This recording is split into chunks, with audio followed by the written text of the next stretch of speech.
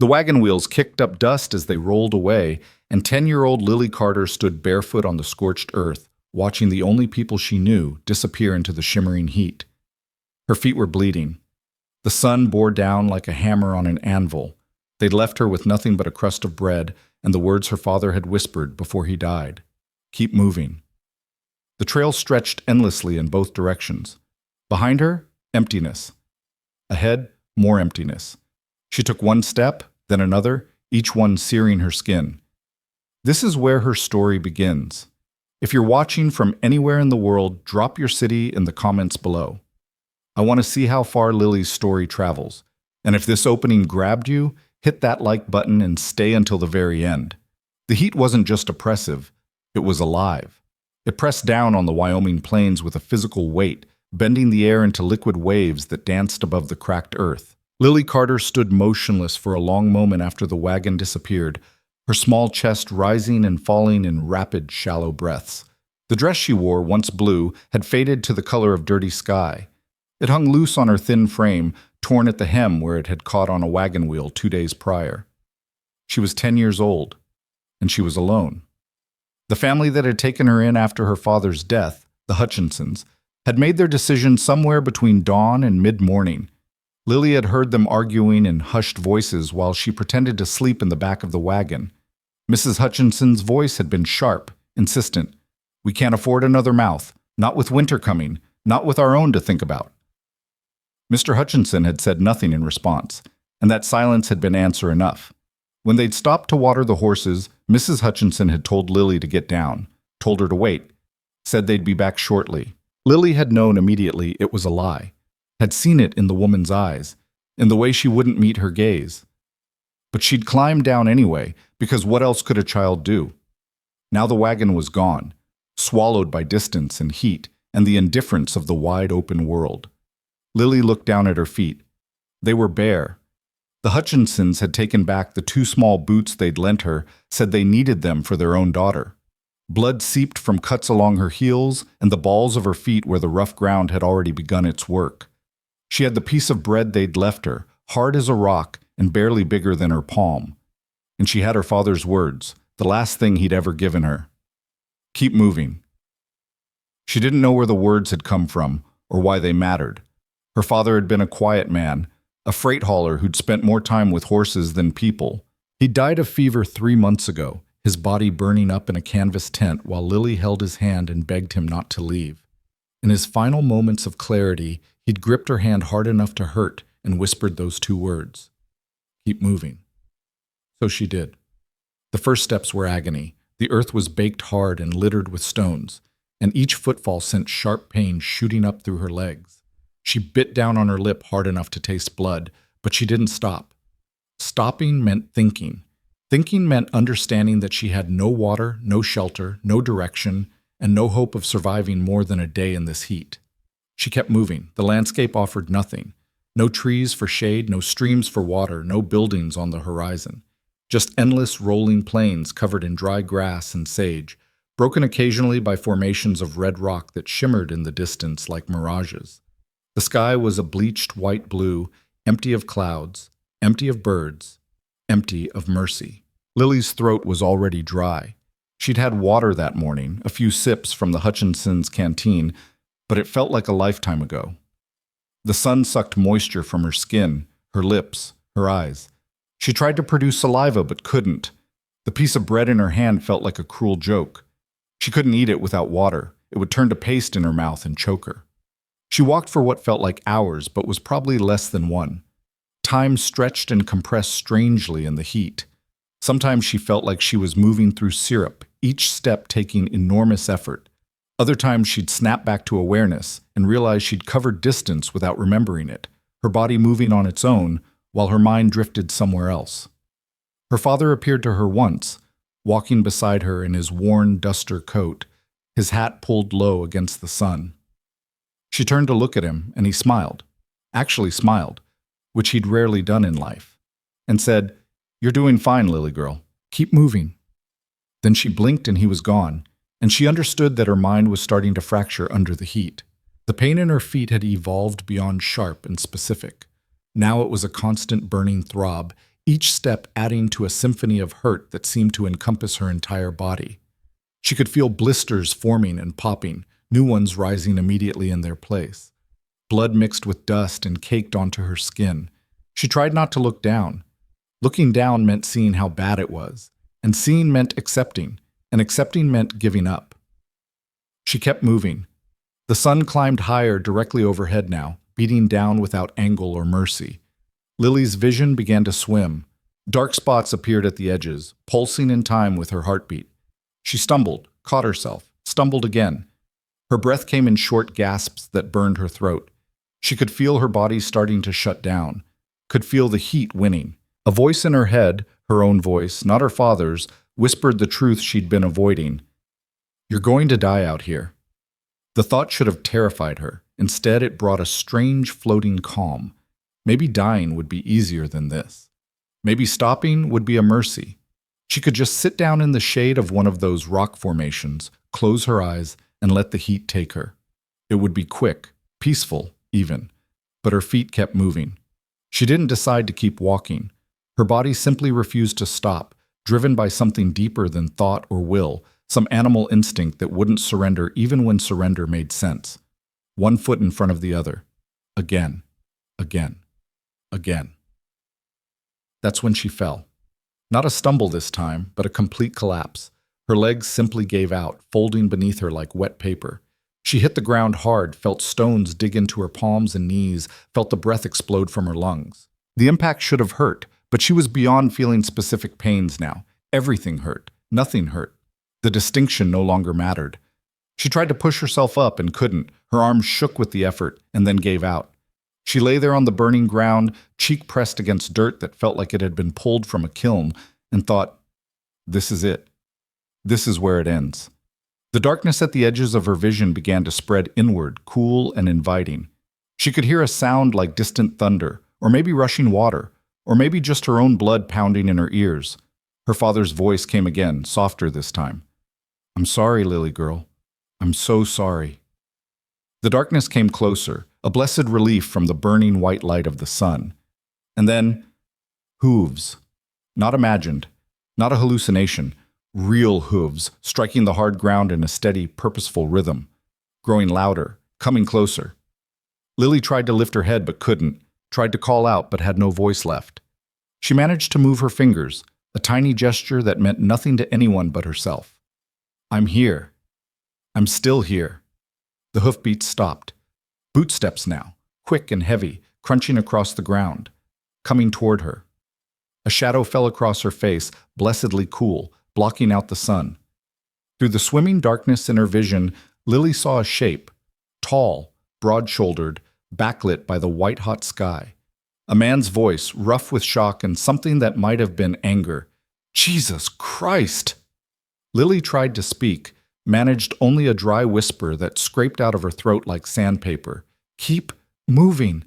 Strong hands slid beneath her, lifting her from the burning ground. She felt herself being raised up, cradled against a chest that smelled of leather and horse and sweat. The movement should have hurt, everything hurt, but somehow it didn't. Somehow it felt safe. The man's voice again, closer now, speaking to her in a tone that was surprisingly gentle. "I've got you. You're all right now. I've got you." Lily's eyes fluttered, trying to focus on the face above her. She saw a jaw shadowed with stubble, dark eyes that held something fierce and protective, lips pressed into a hard line. He looked angry. Not at her, at the world, at whoever had left a child to die in the heat. She tried to thank him, but the darkness was winning now, pulling her down into cool relief. Her last conscious thought wasn't fear or pain or even gratitude. It was wonder. Simple, childlike wonder at the fact that someone had stopped. Someone had actually stopped. Well, Caleb Rowan wasn't a man given to second-guessing his decisions. 38 years of living had taught him to trust his instincts, to act quickly when action was needed, and to never waste time on regrets. But as he kicked his horse into a hard gallop, the dying child in his arms, he found himself seized by a fury so profound it took his breath away. Who leaves a child in the open heat? What kind of person makes that choice? He knew the answer, of course. He'd seen it before. People who had too little and chose who would survive and who wouldn't. People who convinced themselves that abandonment was different from murder, that walking away wasn't the same as pulling a trigger. People who told themselves they had no choice, when what they really meant was they'd chosen not to see another option. The girl in his arms weighed almost nothing. Her skin was burning hot to the touch, her breathing shallow and rapid. He could see the ruins of her feet, could see how far she'd walked before her body gave out. The sight of those torn, bloody feet did something to him, cracked open a place inside his chest that he'd thought sealed shut years ago, because someone once should have stopped for me. The thought came unbidden, a memory he'd long since buried. He was 7 years old again, standing in a similar heat, watching his mother's wagon pull away after she'd sold him to a ranch for $20 and a bottle of whiskey. He remembered the feeling, not sadness, not fear, but a hollow confusion. The understanding that he'd been weighed and found wanting, that he wasn't worth keeping. Caleb shook the memory away and focused on the present. The girl needed water, shade, medical attention. His ranch was another 20 minutes at full gallop. He urged the horse faster. The animal responded gamely, hooves pounding the earth in a steady rhythm. Caleb adjusted his hold on the child, trying to shield her face from the sun with his hat. She stirred slightly at the movement, her eyelids fluttering. "Stay with me," he said, though he wasn't sure she could hear him. "Just a little longer." Her lips moved, forming words without sound. He leaned closer, trying to make them out. "Keep moving." 2 words, whispered with the last of her strength. 2 words that felt like a punch to his gut. "Yeah," he said quietly. "That's right. We keep moving." The ranch appeared on the horizon, a sprawl of buildings clustered around a main house, corrals spreading out in all directions, windmills turning lazily in the hot air.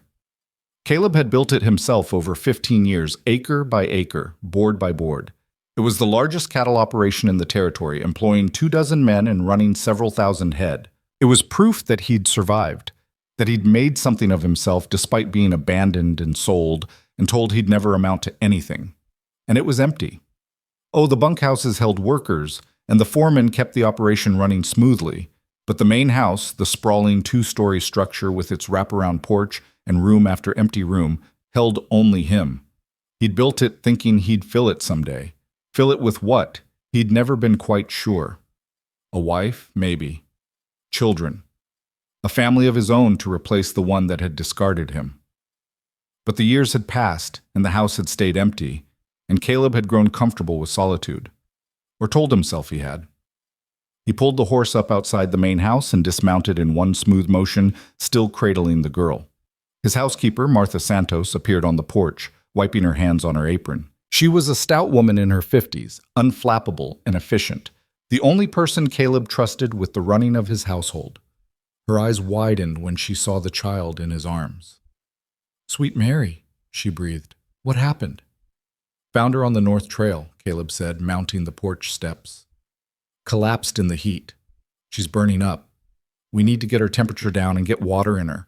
Martha held the door open, already moving into action. "The blue bedroom. It's the coolest room in the house. I'll get water and cloths." Caleb carried the girl upstairs to a room he'd furnished years ago but never used.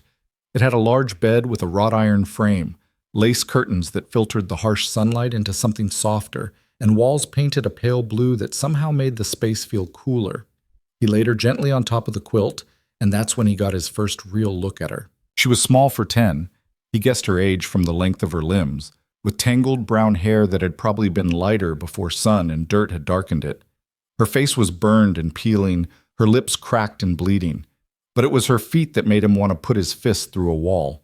The soles were shredded, layers of skin torn away to expose raw flesh beneath. Blood had dried in dark patches mixed with dirt and fragments of stone. Martha arrived with a basin of cool water and an armful of clean cloths. She took one look at the girl's feet, and her mouth set in a hard line. "Who did this?" she asked quietly. "Don't know," Caleb said. "But I'd like to find out." They worked together in efficient silence. Martha began sponging the girl's face and arms with cool water while Caleb carefully cleaned her feet, working as gently as he could to remove the dirt and debris without causing more damage. The girl stirred occasionally, whimpering in her sleep, but didn't wake. We need to get water in her, Martha said. But we can't do it while she's unconscious. She'll choke. How long until she wakes up? Martha shook her head. Could be hours, could be days, if the heat got to her brain. We just have to wait. Caleb nodded and settled into a chair beside the bed. Martha gave him a long look. You planning to sit there all night? If that's what it takes. She studied him for a moment longer, then nodded. I'll bring you coffee and something to eat, and I'll check on her every hour. After Martha left, Caleb sat in the quiet room and watched the girl breathe. The sun moved across the sky, the light through the curtains shifting from harsh white to warm gold to deep amber. The house settled around him, floorboards creaking, the windmill outside turning with a steady creak and groan that had become so familiar he barely noticed it. The girl's breathing gradually slowed, deepened, became more regular. The heat in her skin began to subside. These were good signs, Martha assured him when she checked in, but she still didn't wake. Night fell. Caleb lit a lamp and turned it low, just enough to see by. Outside, he could hear the sounds of the ranch settling in for the evening, cattle lowing in the distance, horses moving in their corrals, the low voices of men finishing their work for the day. Normal sounds, comforting sounds.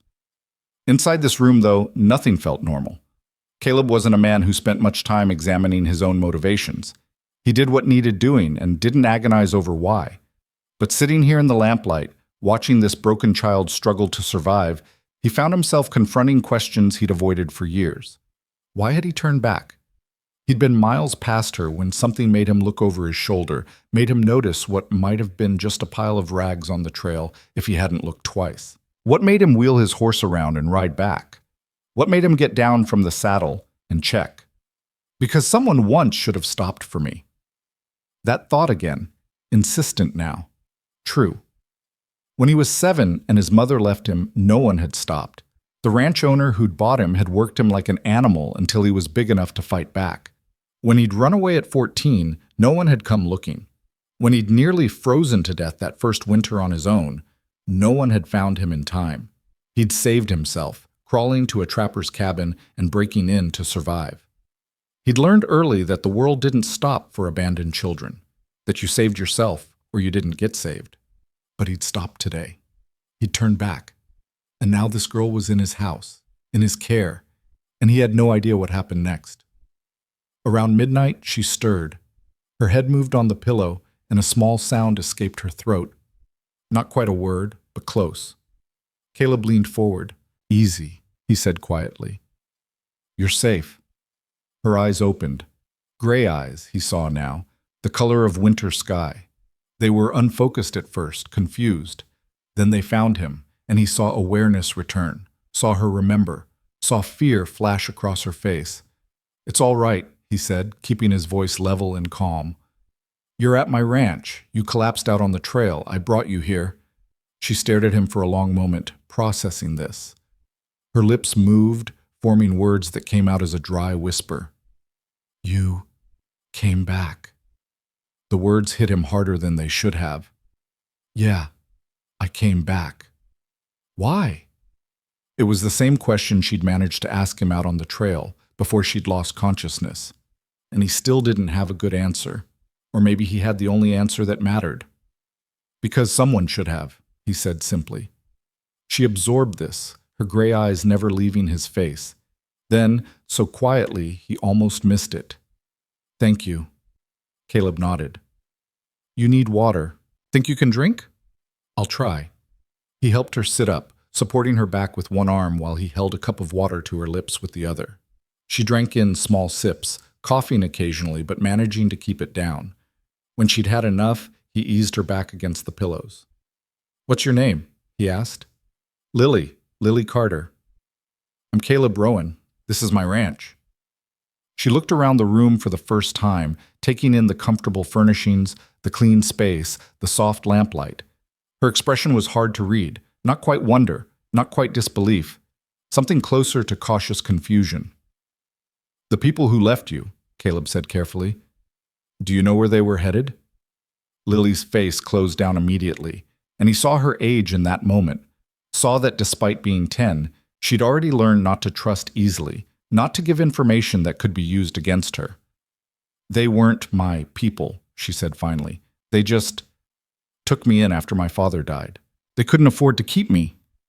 The casual way she said it, the flat acceptance in her voice, made Caleb's jaw tighten. So they left you in the heat to die. They said they'd come back. Did you believe them? Lily met his eyes, and he saw the answer there before she spoke it. No. They sat in silence for a moment. Outside, a coyote called in the distance, and another answered. The lamp flickered, casting moving shadows across the walls. How far did you walk? Caleb asked.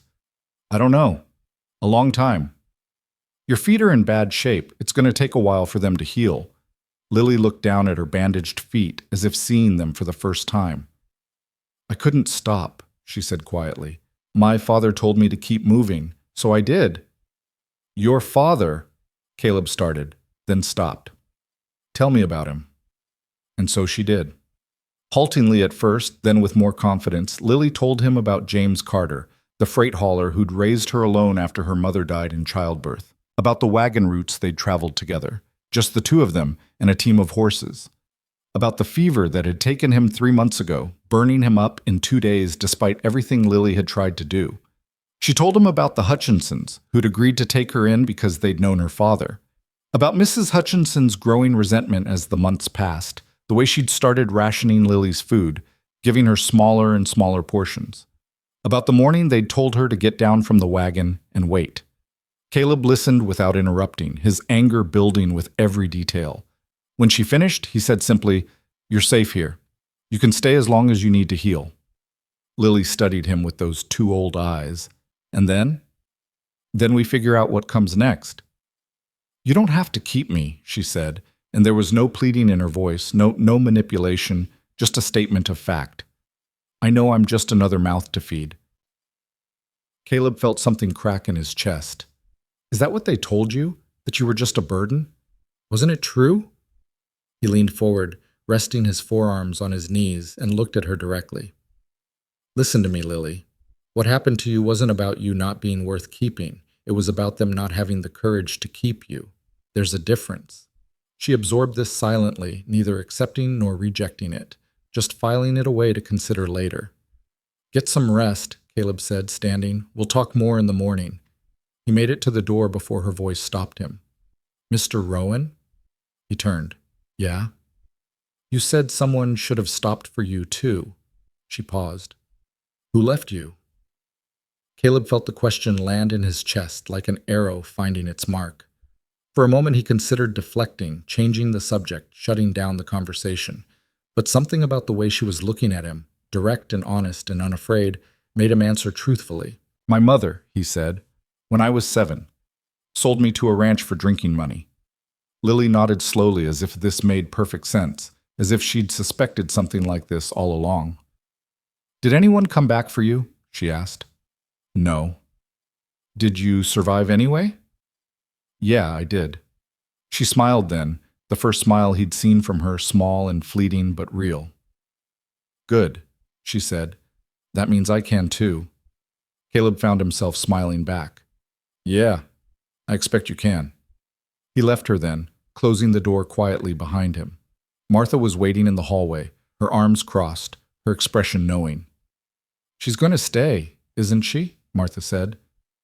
It wasn't really a question, but Caleb answered anyway. For now. Until she's healed. Until we figure out what's best. Martha nodded. I'll make up the room properly tomorrow. Get her some clothes that fit. She'll need shoes too once those feet heal enough to walk on. Thank you, Martha.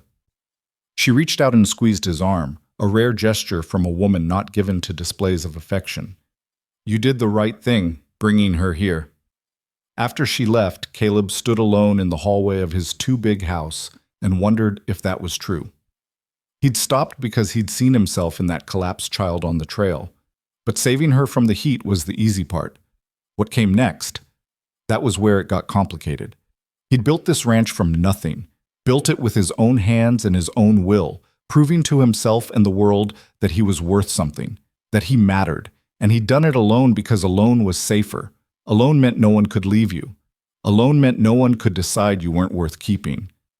But now there was a 10-year-old girl sleeping in his blue bedroom, and the house didn't feel quite so empty anymore. Caleb walked downstairs and out onto the porch. The night air was finally cool, a relief after the punishing heat of the day. He stood there in the darkness, listening to the sounds of his ranch, and tried to imagine what the morning would bring. Behind him, through the open window of the blue bedroom, he heard Lily's voice, soft and drowsy, talking in her sleep. "Keep moving," she whispered. "Keep moving." Caleb closed his eyes and made a decision.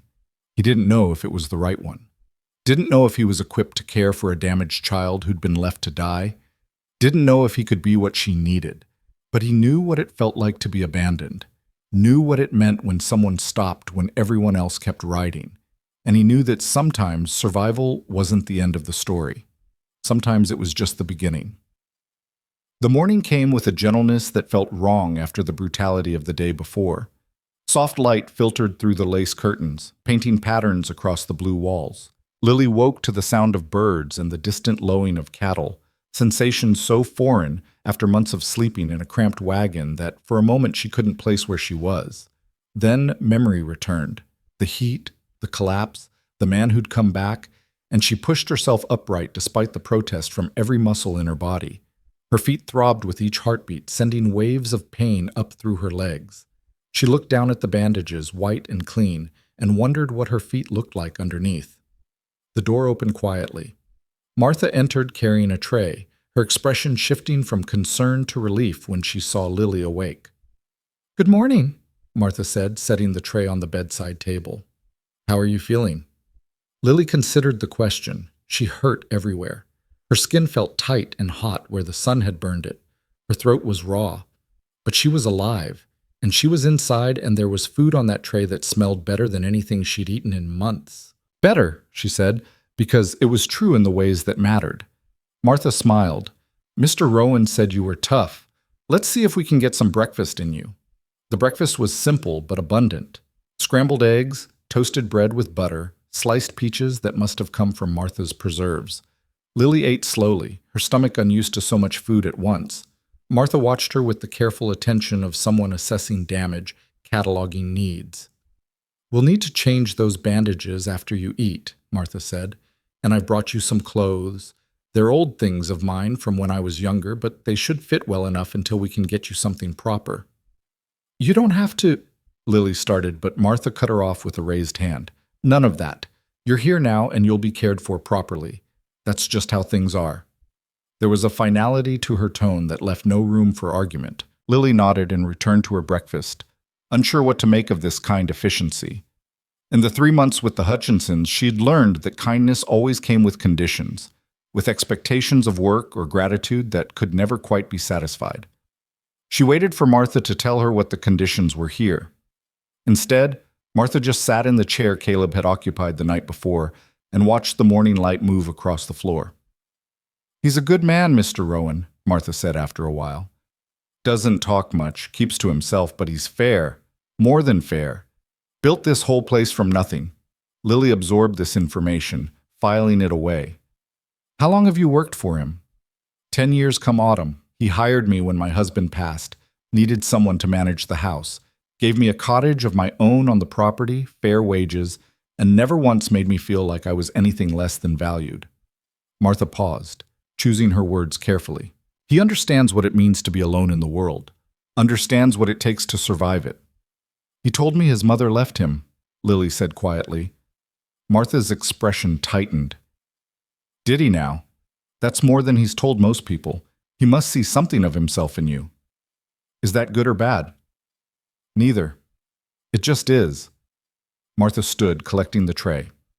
"Now, let's see about those feet." Changing the bandages was an ordeal that left Lily breathless and sweating. The wounds had begun to close, Martha explained, but they were far from healed. Walking would be impossible for at least a week, maybe 2. Lily would need to stay in bed, let her body recover. "What happens after that?" Lily asked. Martha met her eyes. "That's between you and Mr. Rowan, but I'll tell you this, he doesn't do things halfway. If he's decided to help you, he'll help you properly. The question is what you want." "I want—" Lily stopped, unsure how to finish the sentence. What did she want? not to be abandoned again, not to be a burden, to be worth keeping. But those felt like impossible things, dreams too large for someone like her. "You don't have to know yet," Martha said gently. "Just focus on healing." After Martha left, Lily lay back against the pillows and stared at the ceiling. The room was beautiful in a way she'd never experienced, not fancy, but clean and cared for, every detail considered. Someone had chosen that shade of blue for the walls. Someone had hung those curtains, placed that quilt on the bed, put fresh flowers in the vase on the dresser. Someone had made this room with the thought that it might matter to whoever stayed in it. The door opened again, and this time it was Caleb. He looked different in the morning light, younger somehow, though the hard edges were still there. He'd shaved and changed his shirt, but his eyes held the same fierce protectiveness she'd seen the day before. "Morning," he said, stopping just inside the doorway, as if unsure whether to come closer. "Martha says you're doing better." "Yes, sir." "Caleb." "Not sir." Lily nodded. "Caleb." He moved to the chair and sat, his large frame somehow looking uncomfortable in the delicate furniture. For a moment neither of them spoke.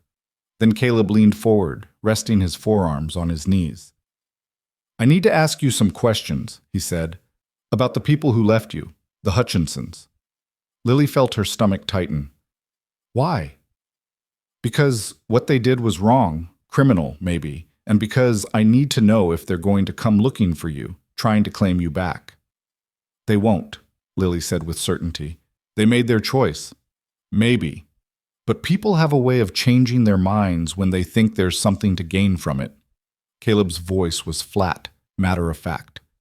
"If they find out you're here, on a successful ranch, being cared for, they might decide they want you back. Might claim they were coming back for you all along."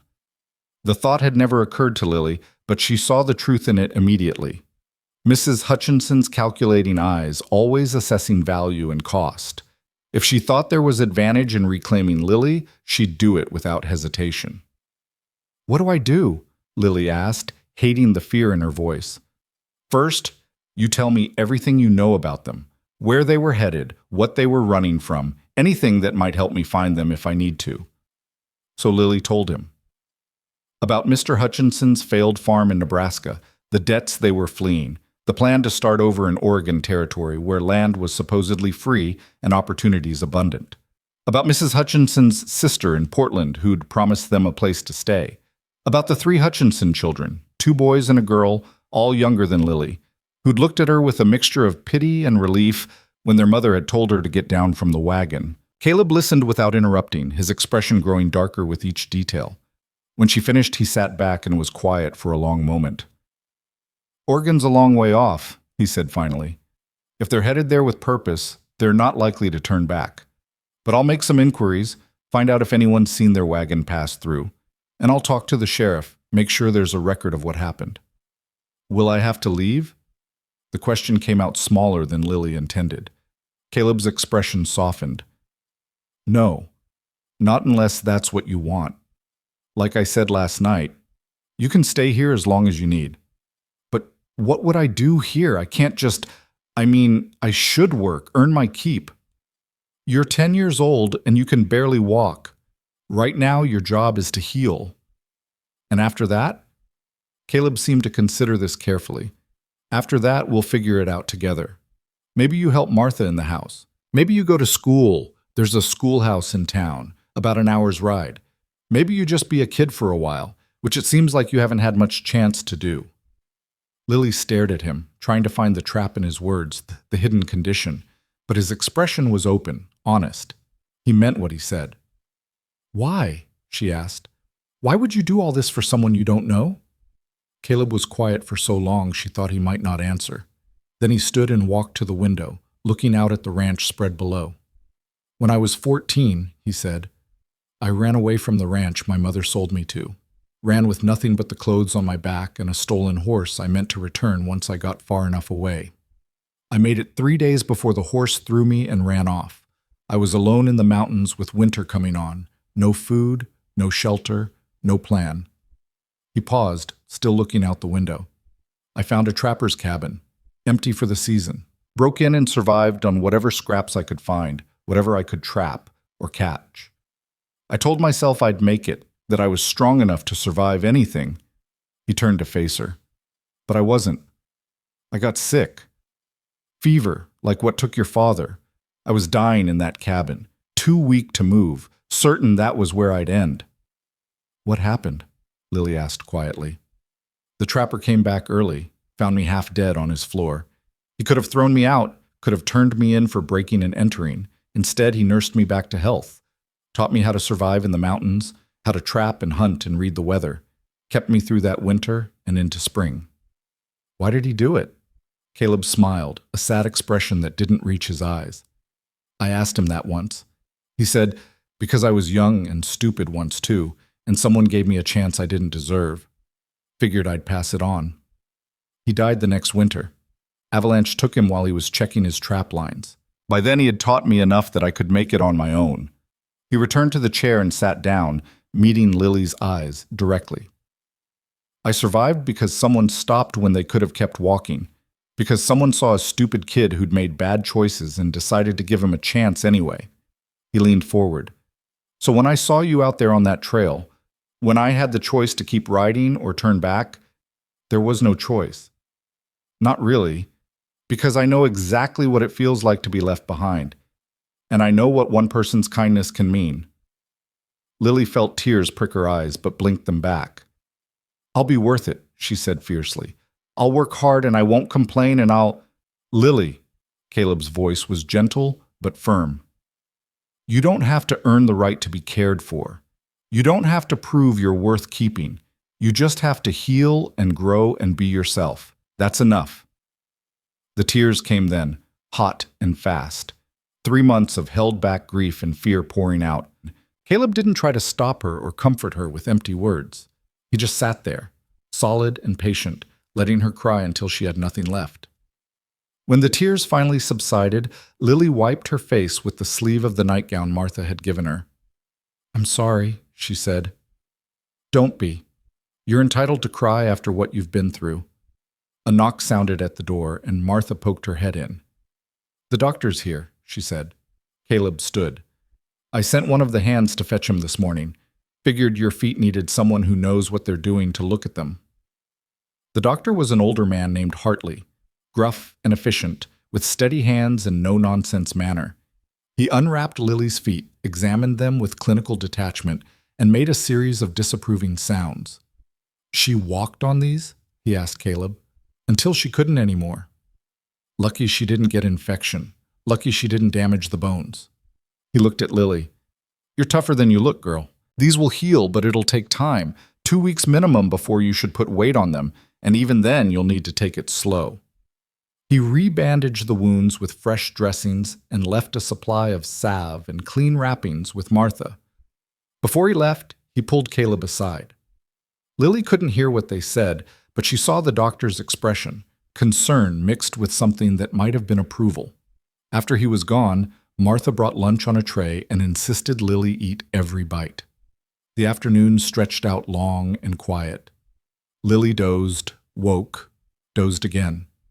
Each time she opened her eyes, she half expected to find herself back in the Hutchinson wagon, or worse, alone on the burning trail. But each time there was the blue room, the soft bed, the certainty of safety. Evening came, bringing Caleb back. He knocked softly and entered when she called out. Brought you something, he said, holding up a stack of books. Thought you might be going crazy with boredom by now. Lily's eyes widened. She'd learned to read from her father, who'd valued education even in their transient life.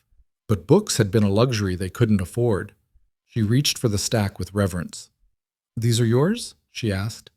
Some are. Some are from the town library. Martha's friend runs it. She sent over what she thought you might like. He set the books on the bedside table. Can you read? Yes, my father taught me. He did right by you then.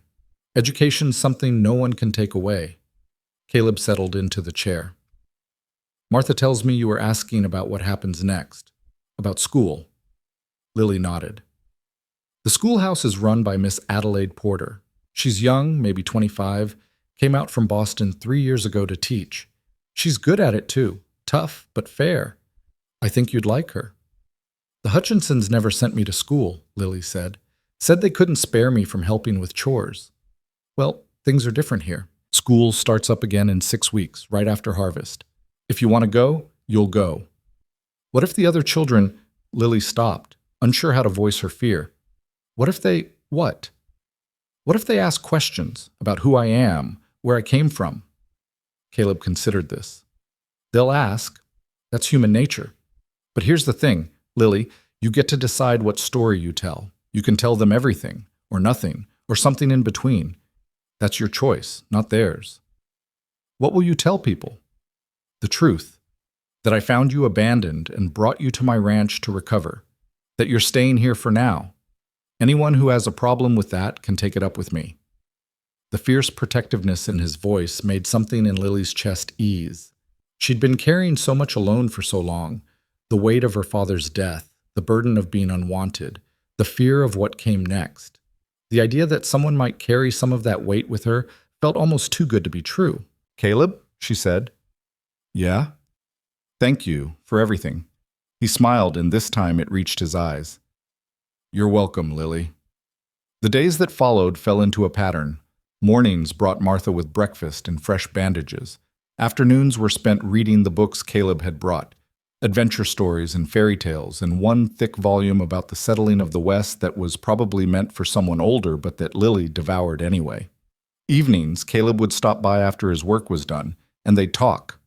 Sometimes they talked about her father, and Caleb would listen to her stories with an attention that made her feel like James Carter had been someone important, someone worth remembering. Sometimes they talked about the ranch, and Caleb would explain how cattle operations worked, how he'd built his herd, the challenges of managing land and men and market prices. And sometimes, though not often, Caleb would talk about his own past, about the years he'd spent learning to survive, the jobs he'd worked, the money he'd saved, about the day he'd bought his first 100 acres, and how he'd stood in the middle of that empty land and sworn he'd make something of it, about the slow, hard process of building something lasting from nothing. Lily began to understand that Caleb Rowan wasn't just a wealthy rancher who'd happened to find her. He was someone who'd been exactly where she was, alone, abandoned, forced to survive by sheer will. And he'd done more than survive. He'd built something. If he could do it, maybe she could too. On the 8th day, Martha came in with her breakfast and a cautious smile. Mr. Rowan asked if you felt up to visitors, she said. Lily's stomach clenched. Who? Some of the ranch hands. They've been asking about you, wanting to know if you're all right. They're a good group, rough around the edges maybe, but decent men. But if you're not ready, I'll tell them no. Lily thought about this.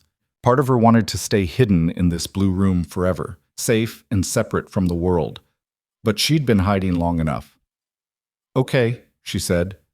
They can come. The men arrived that afternoon, 3 of them, cleaned up and clearly uncomfortable in the refined space of the main house. They stood in the doorway with their hats in their hands, looking anywhere but at Lily. This here's James, Peter, and Tom, Martha said, introducing them. They worked the North Range mostly. James was young, maybe 19, with red hair and freckles. Peter was older, weathered, and quiet. Tom was somewhere in between, with kind eyes and an easy smile.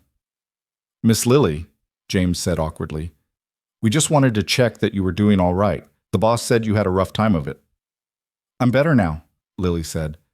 Thank you for asking. We brought you something, Tom said, nudging Peter forward. Peter produced a wooden carving from behind his back, a horse, small enough to fit in Lily's palm, with remarkable detail in the mane and muscles. He handed it to her with a gruff, figured you might want something to look at besides these walls. Lily took the carving with wonder.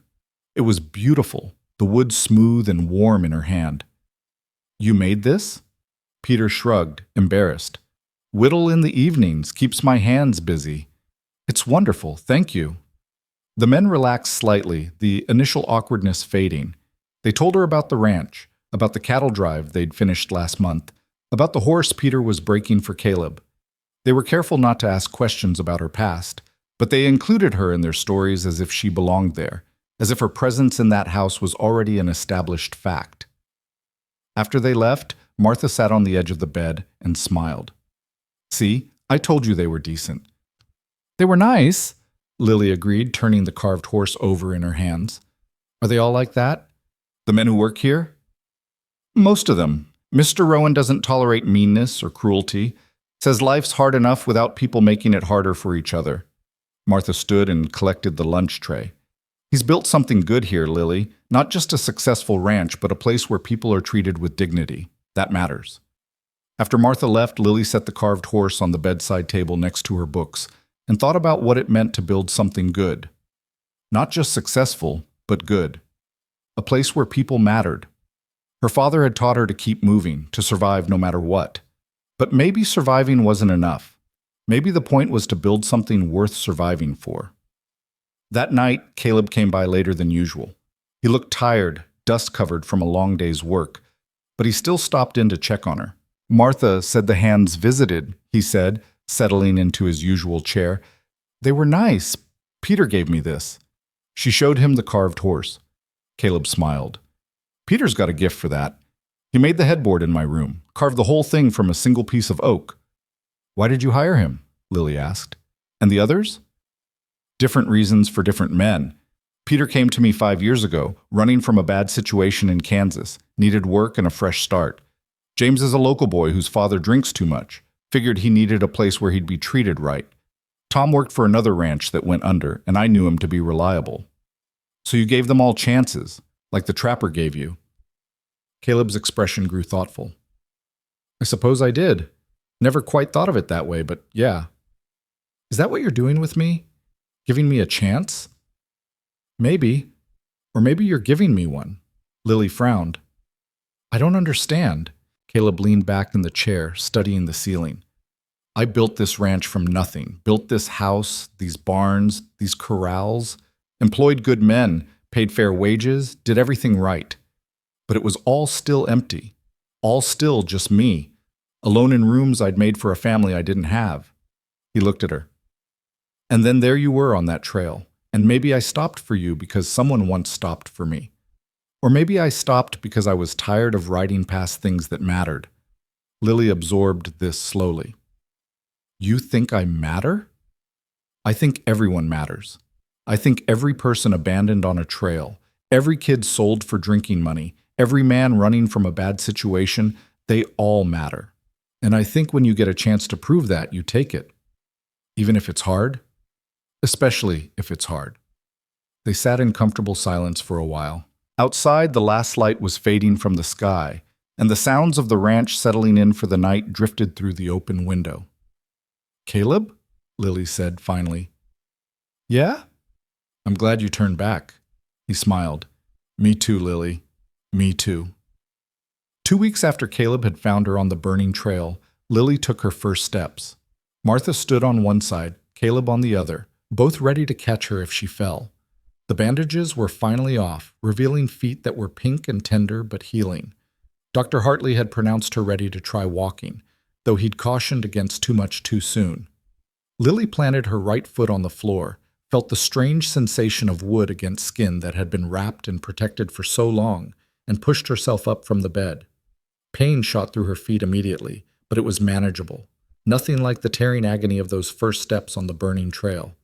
Easy, Caleb said, his hand steady on her elbow. Take your time. She took one step, then another. Her legs shook with the effort, muscles weak from 2 weeks of bed rest. But she stayed upright, moving slowly across the room to the window she'd been looking out of for days, wanting to see it from a standing position, wanting to claim that small victory. When she reached the window, she looked out at the ranch spread below.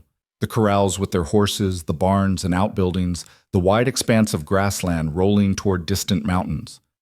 From this angle, she could see men working, moving cattle from one pasture to another. She could see the windmill turning, the vegetable garden behind the house where Martha grew tomatoes and beans and herbs. She could see the life of the place, the purposeful activity that marked every day. It's beautiful, she said quietly. It is, Caleb agreed, coming to stand beside her. Took me years to see it, though. When I first bought this land, all I saw was work. All the things that needed building, all the problems that needed solving. Took me a long time to stop and actually look at what I'd made. What changed? Nothing. Everything. I got older. Started realizing that if I never stopped to appreciate what I had, then what was the point of having it? Lily turned to look at him. Do you ever wish you'd done things differently? Built something else? Been someone else? Caleb considered this, his expression thoughtful. Sometimes, but wishing doesn't change anything. You make your choices, you live with them, and you try to make the next choice a little better than the last one. Martha appeared in the doorway with a knowing smile. Well, look at you standing on your own 2 feet. I'd say that calls for celebration. How about we get you downstairs for dinner tonight? Real dinner at the table, not a tray in bed. The thought filled Lily with both excitement and apprehension. She'd been in this blue room for 2 weeks, safe and separate from the larger world. Going downstairs meant entering the main house properly, meant being part of the household rather than a patient recovering in isolation. I'd like that, she said.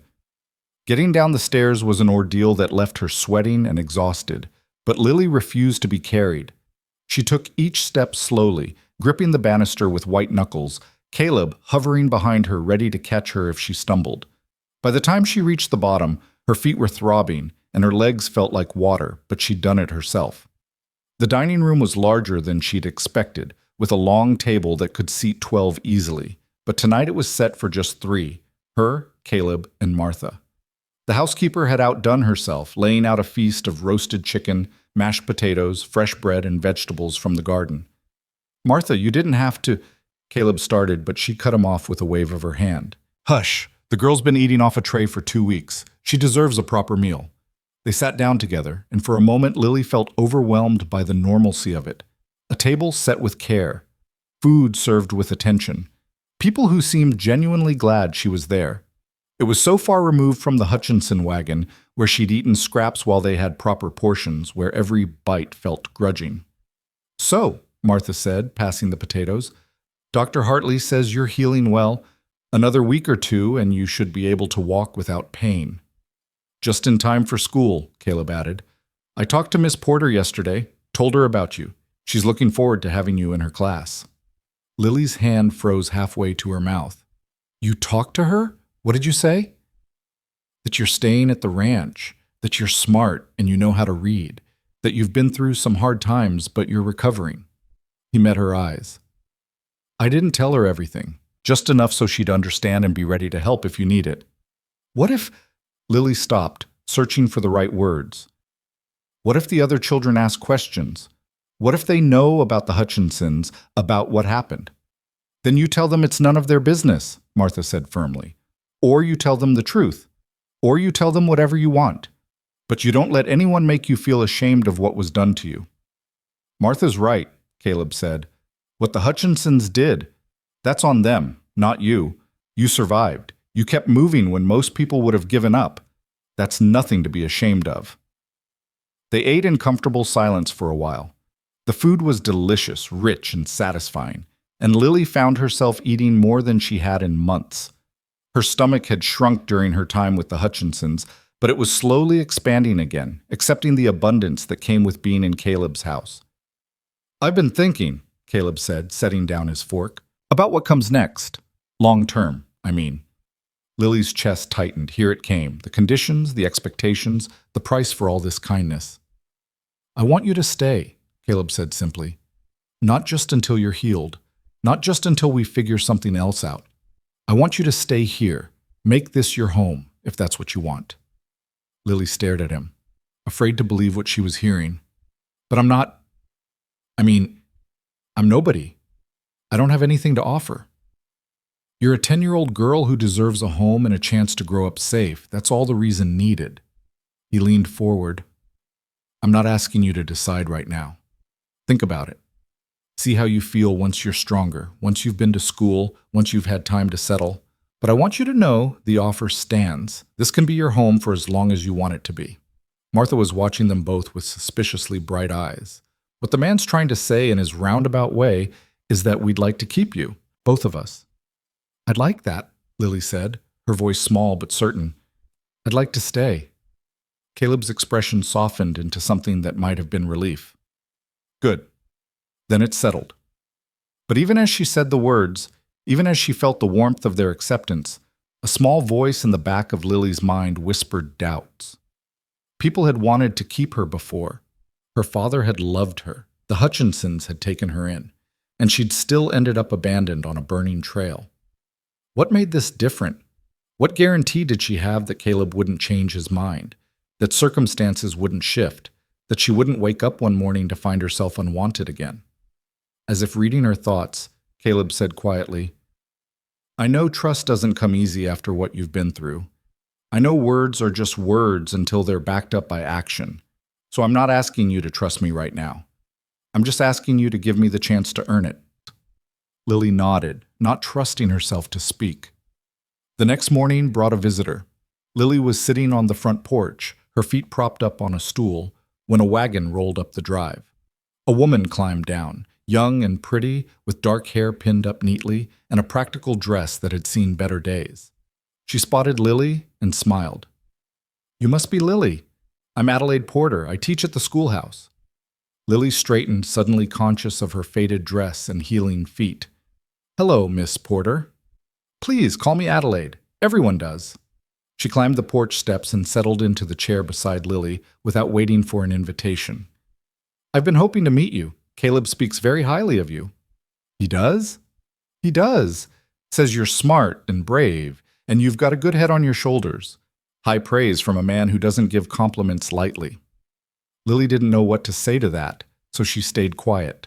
Adelaide studied her for a moment, her expression kind but assessing. "I hear you've had a difficult time. I won't pry into the details. That's your business.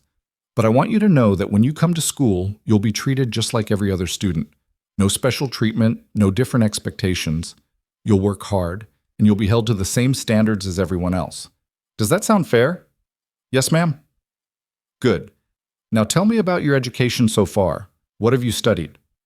For the next hour, Adelaide asked her questions about reading, arithmetic, history, geography.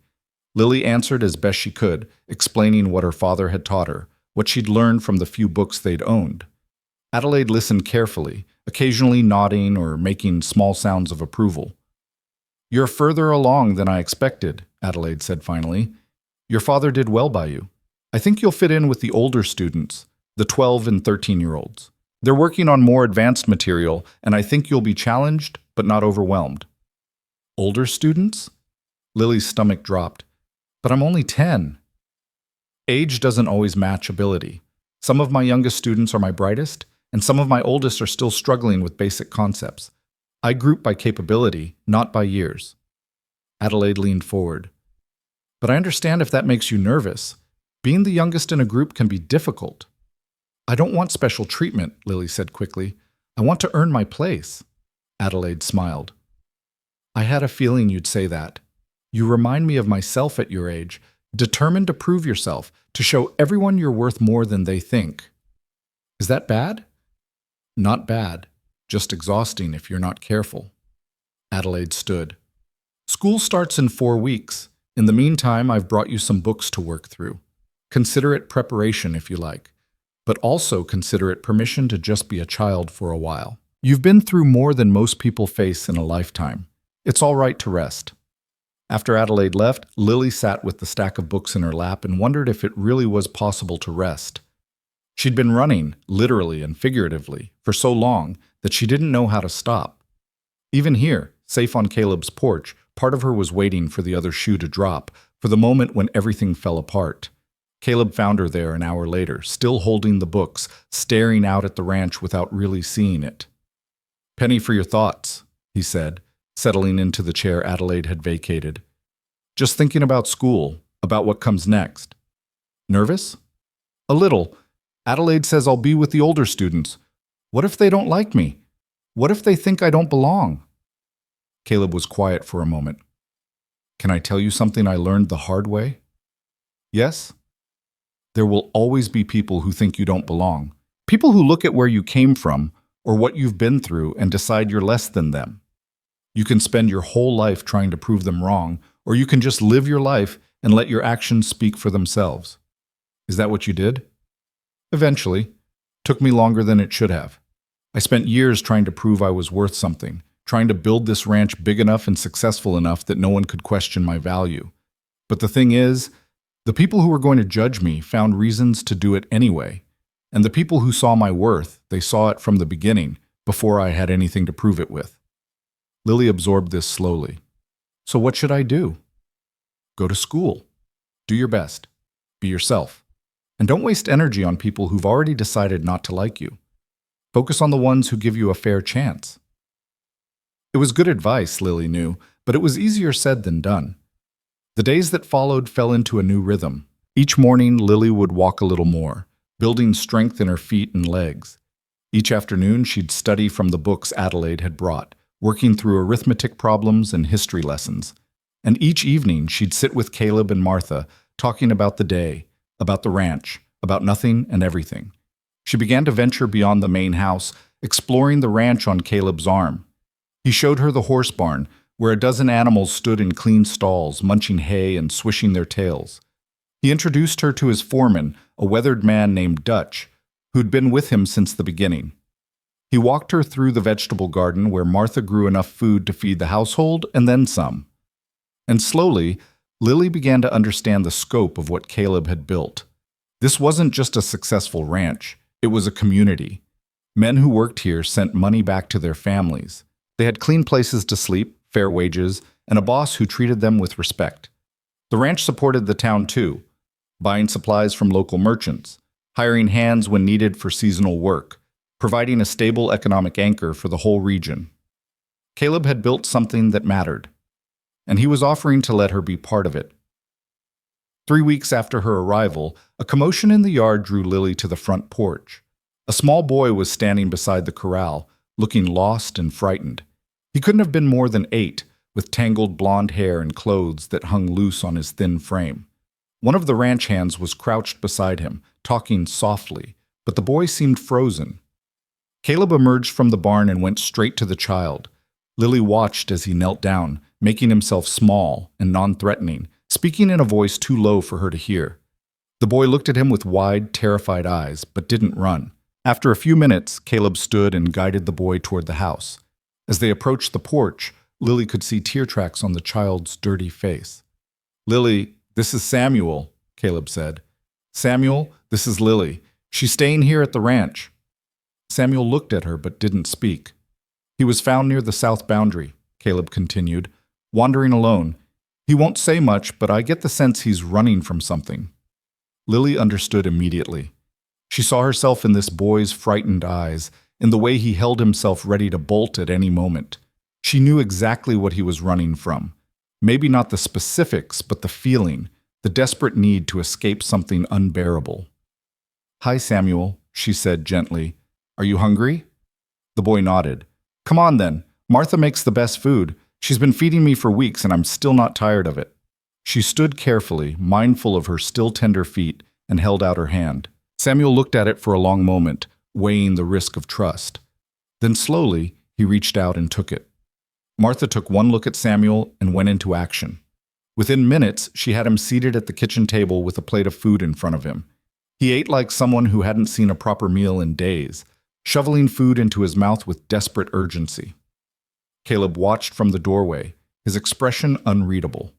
When Samuel finally slowed down, Caleb pulled out a chair and sat across from him. "Can you tell me your name?" he asked. "Samuel." "Samuel what?" The boy hesitated. "Just Samuel." "All right, just Samuel. Can you tell me where you came from?" "A farm. North of here?" "Your family's farm?" Samuel's face closed down. "No." "Someone else's farm, then? Were you working there?" The boy nodded. "And you ran away?" Another nod. Caleb leaned back in his chair, his voice staying gentle and even. "Were they treating you badly, the people on the farm?" Samuel's hands curled into fists on the table. "They beat me, said I was lazy, said I wasn't worth the food they gave me. Mr. Brennan said—" He stopped, his throat working. "He said he'd sell me to the mines if I didn't work harder." Lily felt her stomach turn. She'd heard about the mines. Brutal operations in the mountains where men died regularly and children fared even worse. The threat alone was enough to terrify. "How old are you, Samuel?" Caleb asked. 8, I think, maybe 9. "And you've been working this farm for how long?" Since I was little. Since my parents died. Caleb's jaw tightened. The Brennans took you in after your parents died. They bought me. From the orphanage. Paid $10. The casual way he said it, bought me, made Lily want to cry. She knew that feeling, being treated as property rather than person, being valued only for what labor could be extracted. Well, Samuel, Caleb said, you're safe here. No one's going to beat you, and no one's going to sell you to any mines. You can stay as long as you need to. Samuel looked up at him with disbelief. Really? Really? But I don't have any money. I can't pay you. I'm not asking for payment. I'm just offering you a place to rest and recover. After that, we'll figure out what comes next. The boy's eyes filled with tears, but he blinked them back fiercely. I can work. I'm a good worker, even though Mr. Brennan said I wasn't. I can do chores and help, and Samuel, Caleb interrupted gently. You're 8 years old. Right now, your job is to eat and sleep and be a kid. We'll worry about the rest later. That night, after Samuel had been given a bath and clean clothes and put to bed in one of the spare rooms, Lily found Caleb on the front porch. He was staring out at the dark ranch, his expression troubled. You're going to keep him, Lily said. It wasn't a question. If he wants to stay, if the Brennans don't come looking for him. And if they do, Caleb's voice went hard. Then they'll have to go through me. Lily sat down beside him, pulling her shawl tighter against the cool evening air. Is this what you meant when you said you knew what it felt like to be left behind? Yeah. Samuel's story is different from mine, different from yours. But the core is the same. A child alone in the world, told they're worthless, treated like they're disposable. He turned to look at her. I can't save every abandoned child in Wyoming. I can't fix the system that creates situations like yours and Samuel's. But I can do something about the ones who end up on my land. So you're just going to keep collecting strays? Lily asked, and there was no judgment in her voice, just curiosity. Maybe. Is that so bad? No, Lily said quietly. I think it's exactly right. Over the next few days, Lily watched Samuel slowly emerge from his shell of fear. He followed Martha around the kitchen, helping with small tasks and eating steadily, his thin frame beginning to fill out. He shadowed Caleb during ranch work, watching everything with wide eyes. And he stuck close to Lily, seeming to find comfort in someone closer to his own age who understood what he'd been through. On the fourth day, as predicted, the Brennans came. Lily was in the yard with Samuel, showing him how to braid rope the way her father had taught her, when the wagon rolled up. The man who climbed down was tall and broad, with a florid face and mean eyes. His wife stayed in the wagon, pinch-faced and silent. You, the man, Mr. Brennan, Lily assumed, said, pointing at Samuel. Get over here. We're going home. Samuel went pale and took a step backward. Caleb appeared from the barn, moving with deliberate calm. Can I help you? I'm here for my boy. He ran off 4 days ago. Heard he was here. Samuel is here, yes. He says you beat him and threatened to sell him to the mines. Brennan's face darkened. That's between me and him. I paid good money for that boy. He belongs to me. No one belongs to anyone, Caleb said, his voice dangerously quiet. And if you laid hands on a child in anger, then you're the one who broke the contract, not him. You can't keep him. I'll get the sheriff. Go ahead. I'll tell the sheriff about the bruises Samuel had when he got here, about the scars on his back from your belt, about an 8-year-old child so terrified he ran away into the wilderness rather than spend another day under your roof. Caleb took a step forward. You want to involve the law? We'll involve the law, but I don't think it'll go the way you expect. Brennan looked from Caleb to Samuel and back again. Whatever he saw in Caleb's face made him reconsider. The boy's more trouble than he's worth anyway, he muttered. You can keep him, but don't come crying to me when he disappoints you. He climbed back into his wagon and drove away without another word. Samuel stood frozen, watching the wagon disappear, his whole body trembling. He's really gone? Samuel whispered.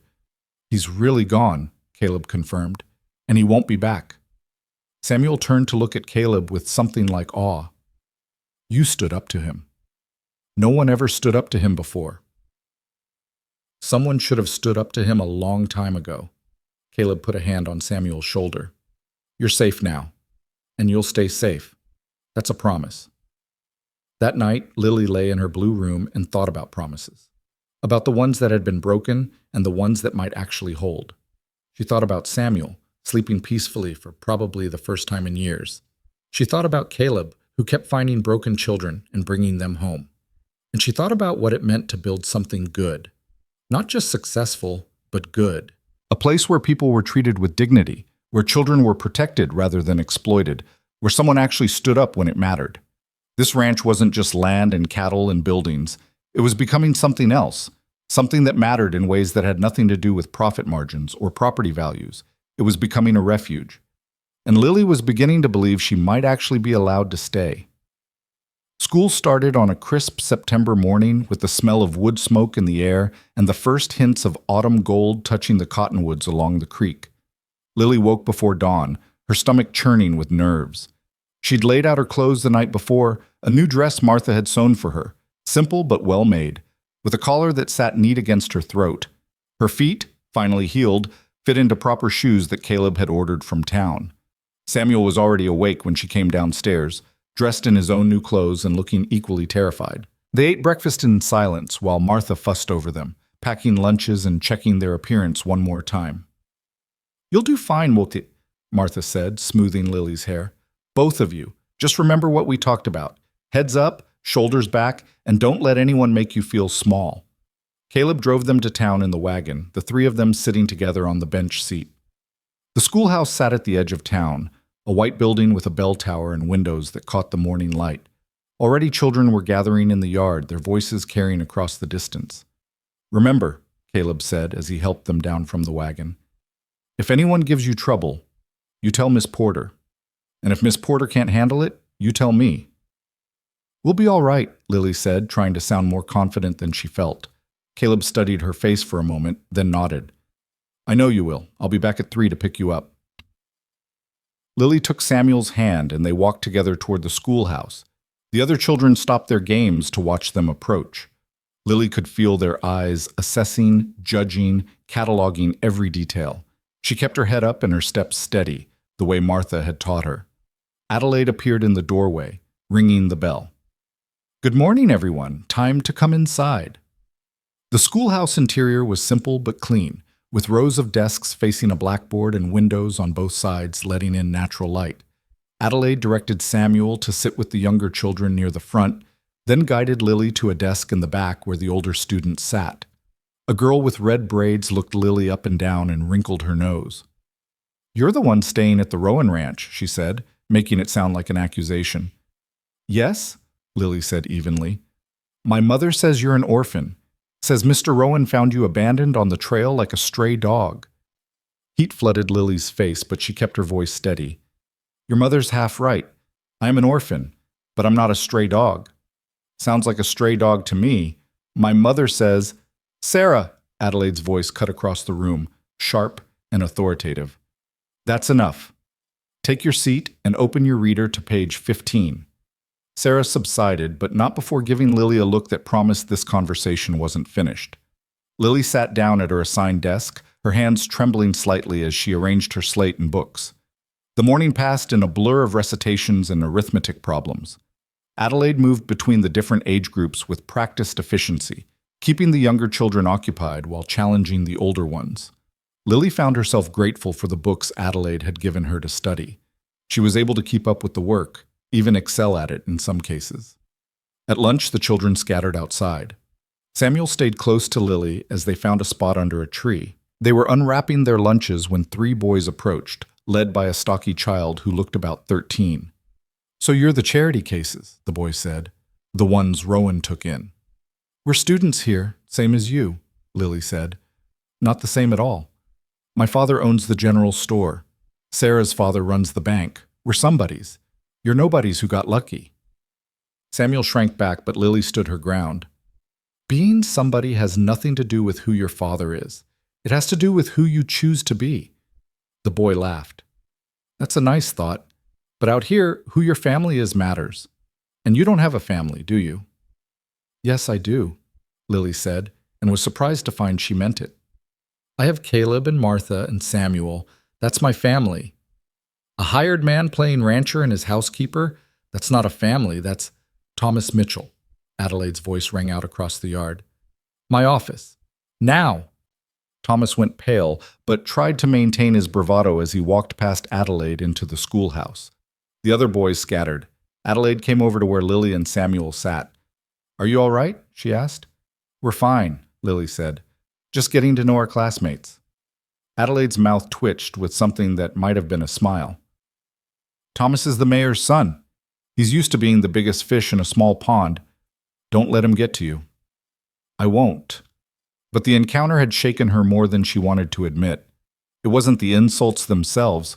She'd heard worse from Mrs. Hutchinson. It was the casual certainty in Thomas's voice when he'd said she was nobody. The way the other children had nodded along, accepting it as simple truth. That afternoon, Adelaide kept Lily after class. Samuel waited outside, sitting on the steps in the sunshine. I wanted to talk to you about today, Adelaide said, settling into the chair behind her desk. About Thomas and Sarah and what they said. It's fine, I can handle it. I'm sure you can, but you shouldn't have to. Adelaide leaned forward. I grew up in Boston, in a wealthy family with all the advantages. When I decided to come west to teach, my family was horrified. They said I was throwing away my birthright, that I'd be nobody out here among the frontier rabble. She smiled. They were half right. I did become nobody, nobody's daughter, nobody's wife, nobody's anything except myself. And I found that being nobody, according to their definition, meant I could be somebody on my own terms. What does that have to do with me? Lily asked. Everything. Thomas and Sarah, they're trying to define you by what you lack. Family name, social standing, property. But you get to decide what defines you. Your intelligence defines you. Your courage defines you.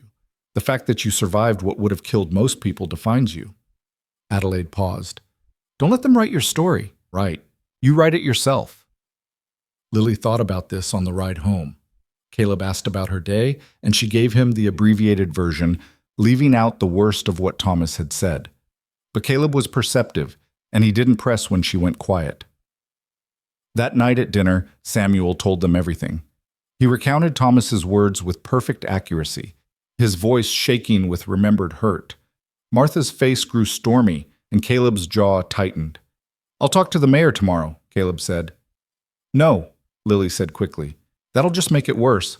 Thomas will say we can't fight our own battles, that we need you to protect us. You're children. You shouldn't have to fight these battles. But we do have to, because if you fight them for us, it just proves we're what Thomas says we are. Charity cases who can't stand on our own. Caleb looked at her for a long moment. When did you get so wise? I'm not wise. I'm just tired of being defined by what other people think I am. The weeks that followed were difficult but not impossible. Thomas and his friends kept their distance after Adelaide's intervention, but the whispers continued. Lily heard fragments of conversations that cut off when she approached. She saw the way some mothers pulled their children aside when she passed. She felt the weight of judgment that seemed to follow her everywhere in town. But she also found unexpected allies. A quiet girl named Emma started sitting with her and Samuel at lunch, explaining that her own father had died last year, and she knew what it felt like to be looked down on. Two brothers, recent immigrants from Germany, joined their group because they were tired of being mocked for their accents. A black boy named Marcus, whose family ran a small farm on the outskirts of town, gravitated toward them because he understood what it meant to be always on the outside. They formed their own small community within the larger school, bound together by their shared experience of not quite belonging.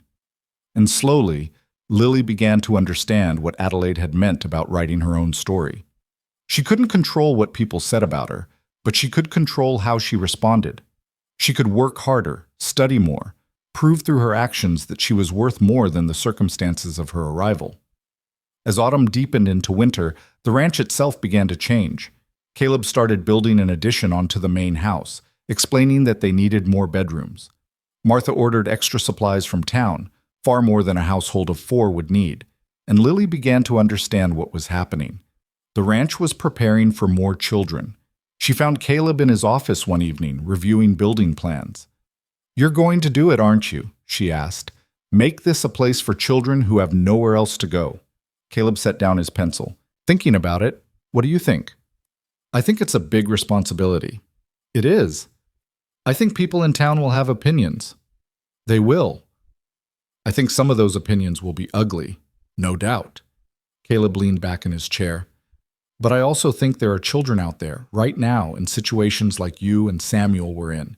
And if I have the means to help them, if I have the space and resources to give them a chance, then maybe I have an obligation to do it. What does the law say? Lily asked. About taking in children who aren't yours? The law is complicated. There's no formal system out here for caring for orphans or abandoned children. Some towns have orphanages, but they're overcrowded and underfunded. Most kids like you and Samuel just fall through the cracks. He paused. I've been talking to a lawyer in Cheyenne. He says if I establish this as a formal operation, if I follow certain guidelines and submit to inspections, I can create something legal and above board. A ranch that also serves as a home for displaced children. And if people object, then they object. But I own this land free and clear. I employ half the men in this county. And I pay my taxes on time and in full. That gives me a certain amount of leverage. Lily thought about this. When I first got here, you said someone once should have stopped for you. Is this you stopping for everyone you couldn't help before? Caleb smiled. Maybe. Or maybe it's just the right thing to do. The first test came in November, when a circuit judge arrived in town to hear cases. Among the items on his docket was a petition from a woman named Mrs. Crawford, claiming that Caleb Rowan was illegally harboring children who should be placed in proper institutional care. The petition specifically named Lily and Samuel. Caleb received the summons on a Tuesday. That evening, he gathered everyone in the dining room, Lily, Samuel, Martha, and Dutch, his foreman. We have a hearing on Friday, Caleb explained. Mrs. Crawford is arguing that I'm not a suitable guardian for children, that Lily and Samuel should be removed and placed elsewhere. Where elsewhere? Martha demanded. She runs a boarding house for children in Cheyenne, calls it an orphanage, but from what I've heard, it's more like a workhouse. Children do labor in exchange for minimal food and shelter. Lily felt her stomach drop. Can she do that? Can she take us? She can try. Whether she'll succeed is another matter. Caleb looked at each of them in turn. I want you to understand what this means. If we fight this, it'll be public. Everyone in town will know your stories. There will be questions, testimony, maybe even things said that are painful to hear. If you want to avoid that, if you want to just go quietly and avoid the spectacle, I'll understand. No, Lily said immediately. We fight. Samuel nodded vigorously. I'm not going to any workhouse. I'd run away again first. Then we fight, Caleb said, and we fight to win. The days leading up to the hearing were tense. Caleb spent long hours with his lawyer preparing their case. Adelaide came to the ranch to help Lily and Samuel practice their testimony, coaching them on how to answer questions clearly and truthfully without being intimidated. The judge will ask you about your life before the ranch, Adelaide explained. He'll want to know if you're happy here, if you're being treated well. Just tell the truth. That's all you need to do. Friday came too quickly. Lily wore her best dress and tried to keep her hands from shaking as they rode into town. The courthouse was packed. Apparently half the county had turned out to watch the proceedings. Lily saw Thomas and his parents, saw Sarah's family, saw shopkeepers and ranchers and people she didn't recognize. She also saw Emma and her mother, Marcus and his family, the German brothers and their father. They'd come to support her, and the sight of their friendly faces in the crowd gave her courage. Mrs. Crawford was a severe woman with gray hair pulled back in a tight bun and eyes that seemed to calculate the worth of everything they landed on. She sat with her lawyer, a thin man with a pinched face, and looked at Lily and Samuel like they were merchandise she intended to acquire. The judge, an older man named Thornton, called the court to order. Mrs. Crawford's lawyer stood first. Your Honor, we're here today because Mr. Rowan has taken it upon himself to collect children without any legal authority or proper oversight. He's created a situation where minors are living in his household with no formal guardianship arrangements, no verification of their well-being, and no assurance that they're receiving proper moral instruction. Mr. Rowan has a lawyer, the judge said dryly. Perhaps we should hear from him. Caleb's lawyer, a sharp-eyed man named Harrison from Cheyenne, stood. Your Honor, my client found a child dying of heat exposure on his property. He provided medical care, shelter, and protection. Later, a second child arrived, fleeing abuse. Again, my client provided safety. These aren't the actions of someone collecting children. These are the actions of a decent human being responding to emergencies. Emergencies that have resulted in children living in his household for months, Mrs. Crawford's lawyer countered, without any legal framework, without any oversight. For all we know, these children are being exploited, put to work on the ranch. They're 10 and 8 years old, Harrison interrupted. They attend school full-time. They have their own rooms, proper clothing, adequate food. There's no exploitation happening here. The judge raised a hand. I'd like to hear from the children themselves. Miss Carter, would you approach the bench? Lily's legs felt like water as she stood and walked to the front of the courtroom. The judge looked down at her with an expression she couldn't quite read. Miss Carter, can you tell me in your own words how you came to be at Mr. Rowan's ranch? Lily took a breath and told her story. She explained about her father's death, about the Hutchinsons taking her in and then abandoning her. She described the heat, the long walk, the moment of collapse. And she told them about Caleb turning back, about waking up safe, about the weeks of healing and the choice to stay. And are you happy there? The judge asked. Yes, sir. Has anyone at the ranch mistreated you or asked you to do inappropriate work? No, sir. I help with small chores because I want to, not because I have to. And I go to school every day. What about you, young man? The judge turned to Samuel. Tell me your story. Samuel's voice was quieter than Lily's, but no less firm. He told about the Brennans, about the beatings and threats, about running away in desperation. He told about finding the ranch, about Caleb protecting him when Mr. Brennan came to take him back. And if I were to send you to Mrs. Crawford's establishment in Cheyenne, how would you feel about that? The judge asked. Samuel's eyes widened with fear. Please don't. I'll be good. I'll work hard. I'll do anything. Just please don't send me away. The judge's expression softened. No one's going to send you anywhere you don't want to go, son. Sit down. He turned to Mrs. Crawford. Madam, what exactly is your interest in these children? Mrs. Crawford stood. Your Honor, I run a Christian establishment for displaced youth. I provide structure, discipline, and moral instruction. These children would benefit from a proper institutional environment rather than the questionable oversight of a bachelor rancher. I see. And how many children are currently in your care? 23. And how are they housed? In dormitories?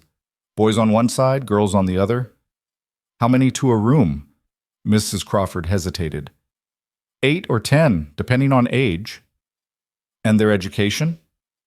They receive Bible instruction daily. The older children learn trades appropriate to their station. So no formal schooling. Formal schooling is a luxury, Your Honor. These children need practical skills. The judge made a note. And Mr. Rowan's operation, you object to it because it's irregular. Because there's no guarantee these children are receiving proper moral guidance. Because a ranch is no place for children to be raised. I grew up on a ranch, the judge said mildly. Turned out fine. A ripple of laughter went through the courtroom.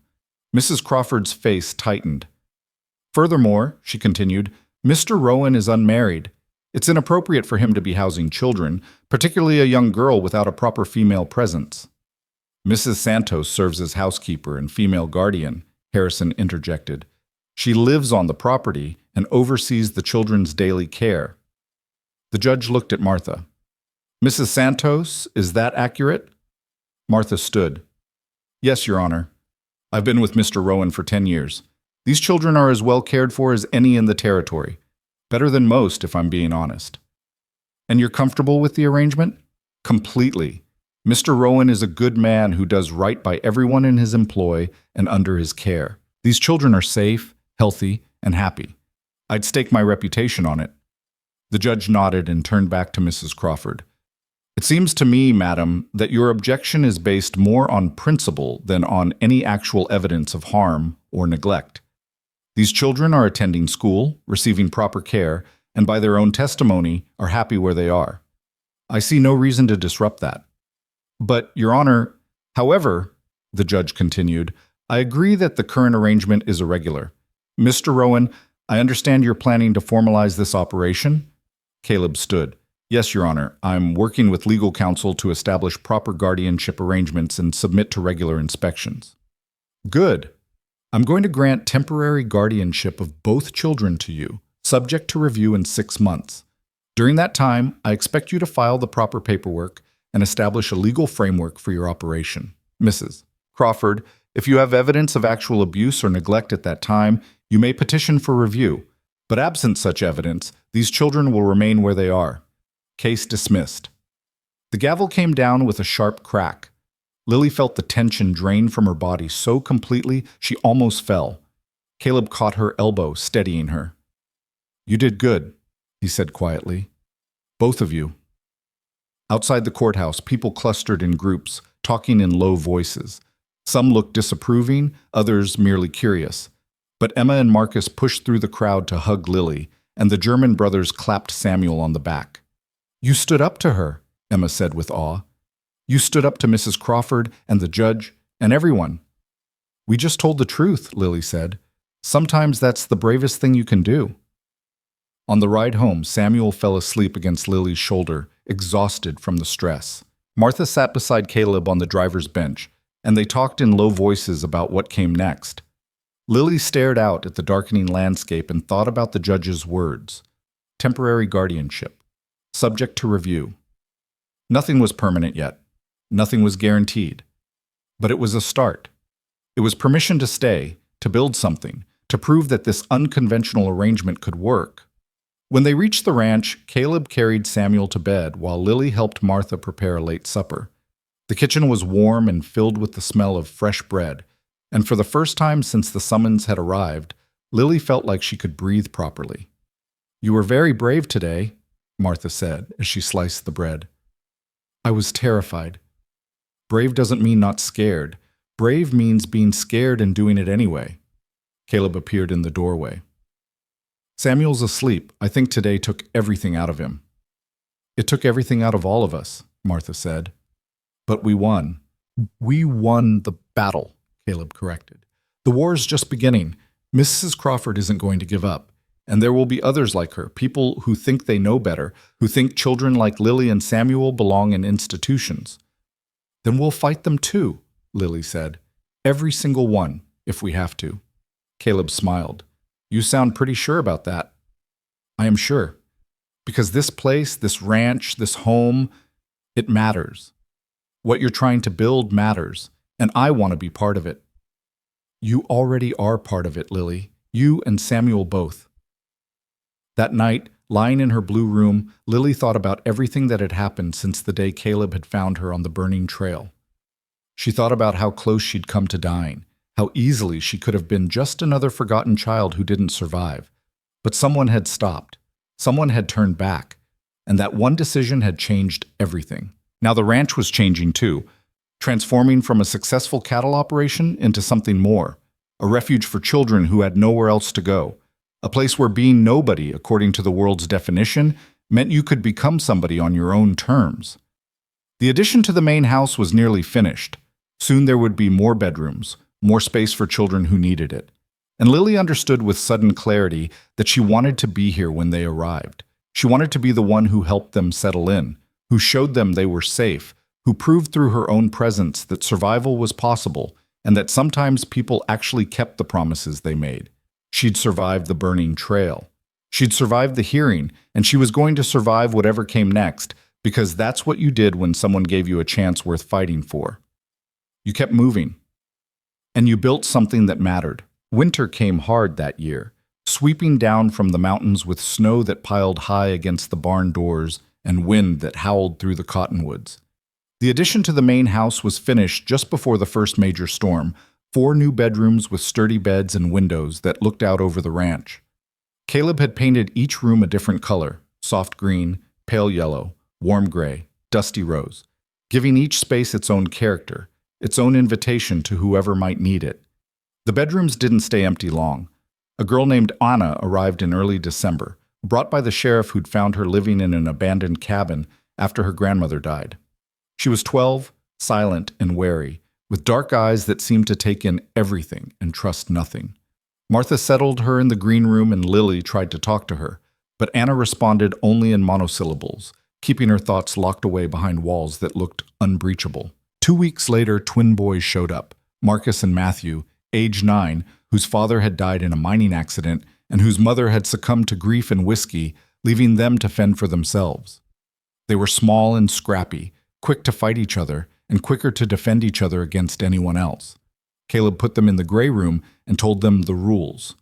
No fighting in the house, chores before play, and school every single day. Then came Rosa, a 7-year-old whose parents had died of cholera, leaving her in the care of an uncle who drank away what little money they had. The sheriff brought her in January, wrapped in a blanket so thin it was nearly transparent, her lips blue from cold. Martha tucked her into the yellow room and spent hours getting her warm again, feeding her broth, and speaking to her in Spanish until the terror finally left her eyes. By February, the ranch household had grown from 4 to 9. The dining table that had once seemed too large now felt exactly right, filled with children's voices and the clatter of plates. Martha cooked enormous meals and still complained there was never enough food.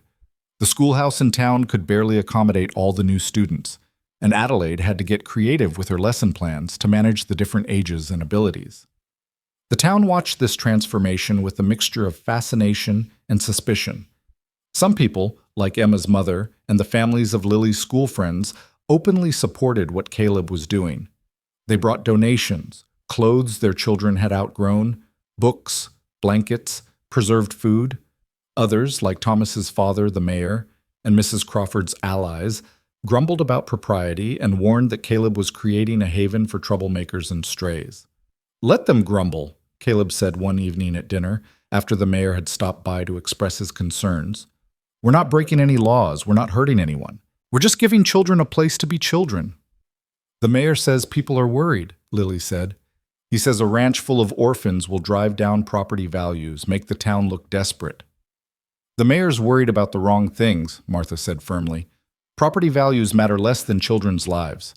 But Lily could see the strain on Caleb's face, the way the criticism weighed on him, even as he tried to brush it off.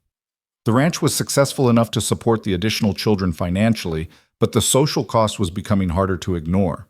Invitations that had once come regularly to town events, to neighboring ranchers' gatherings, had slowed to a trickle. Dutch reported that some of the ranch hands were catching grief in town for working for that charity operation. Even Adelaide faced questions about whether it was appropriate to teach those Rowan children alongside respectable families' sons and daughters. The breaking point came in March, when the bank denied Caleb's application for a loan to expand his cattle operation. The loan officer, Sarah's father, was apologetic but firm. "It's not about your creditworthiness, Caleb. Your finances are solid, but the board is concerned about the, irregular nature of your household. They worry it indicates instability, poor judgment." Caleb had come home that evening with his jaw set and his eyes hard. At dinner, he barely spoke. After the children went to bed, Lily found him on the porch, staring out at the dark ranch. "You're thinking about stopping," she said. It wasn't a question. Caleb didn't deny it. "I'm thinking about what happens if I can't expand the herd, if I can't get the credit I need to operate effectively, if the ranch starts failing because I chose to help children instead of maintaining my reputation. Would you really stop? Send us away?" "No." The word came quickly, firmly. "Never. But I might have to make different choices going forward. Maybe stop taking in new children. Maybe scale back." Lily sat down beside him. "When you found me on that trail, you said someone should have stopped for you. Do you still believe that?" "Of course." "Then you already know the answer. You can't stop now just because it's hard. You can't close the doors because people are judging you. Because if you do, then the next child who needs help won't have anywhere to go." Caleb looked at her, and in the moonlight she could see the conflict on his face. The practical rancher who'd built an empire through careful decisions warring with the abandoned boy who knew what it meant to be turned away. "When did you get so wise?" he asked, echoing the question he'd asked months ago. "I learned from you," Lily said simply. "You taught me that survival isn't enough, that you have to build something worth surviving for." The next morning, Caleb rode into town and came back with Adelaide. They closeted themselves in his office for hours while the children did their chores and Martha prepared lunch. When they finally emerged, Caleb looked tired but determined. "Gather everyone," he told Martha. "I want to talk to all the children." They assembled in the living room, all 7 children ranging from Rosa at 7 to Anna at 12.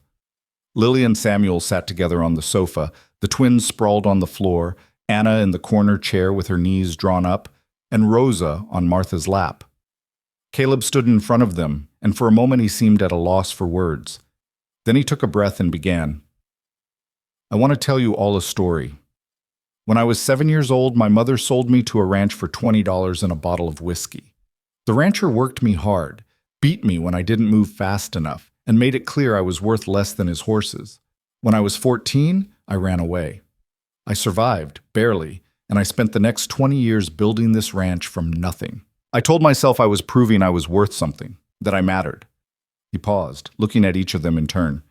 But the truth is, I was still that 7-year-old boy, still trying to earn the right to exist, still believing that my value came from what I could build or achieve. It wasn't until Lily asked me why I'd turned back for her that I understood. I was worth something the day I was born, not the day I bought my first acre of land. And so are all of you.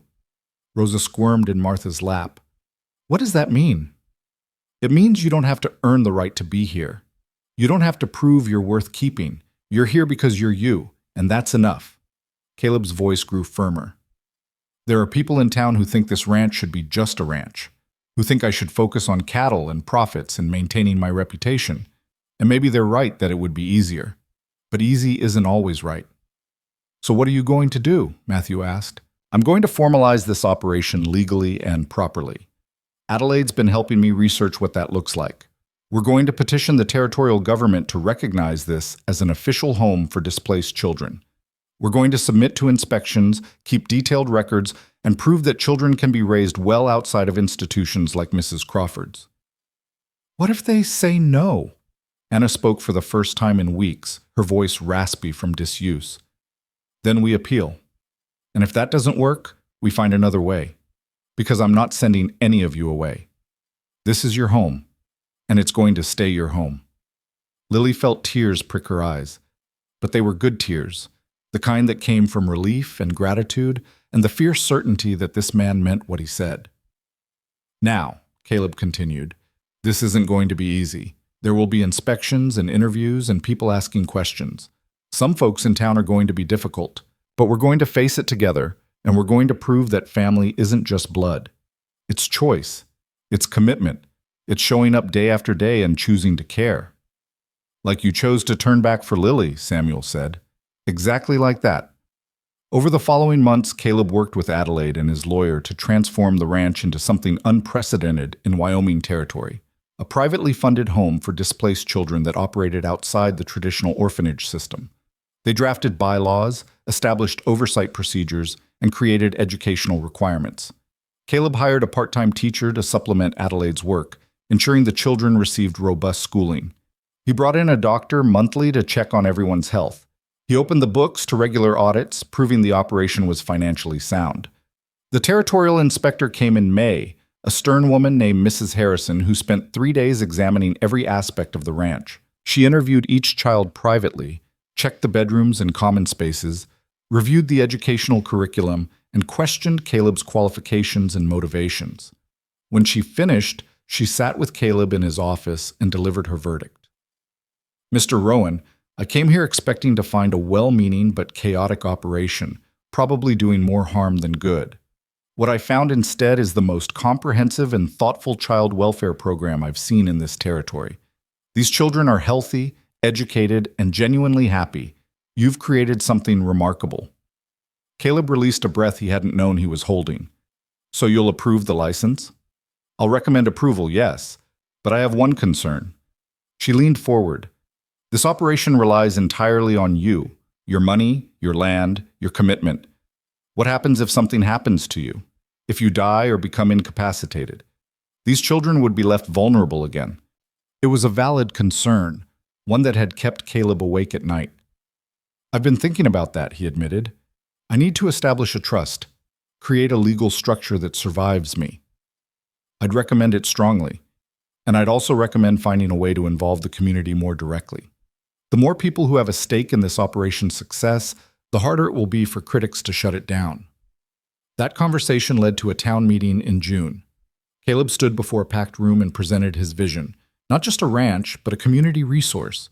He proposed a board of overseers made up of respected town members who would provide oversight and accountability. He offered to accept donations of time and resources from anyone who wanted to contribute. And he challenged the town to decide what kind of place they wanted to be. "We can be a community that turns away children in need," he said, "that insists on institutional solutions and traditional family structures above all else. Or we can be a community that recognizes sometimes traditional approaches fail, and we need new solutions. We can be a place where children like Lily and Samuel and Anna and all the rest have a chance to survive and thrive." The room was silent for a long moment. Then Emma's mother stood. "I'd like to volunteer for the oversight board," she said. "And I'd like to donate funds for winter clothing."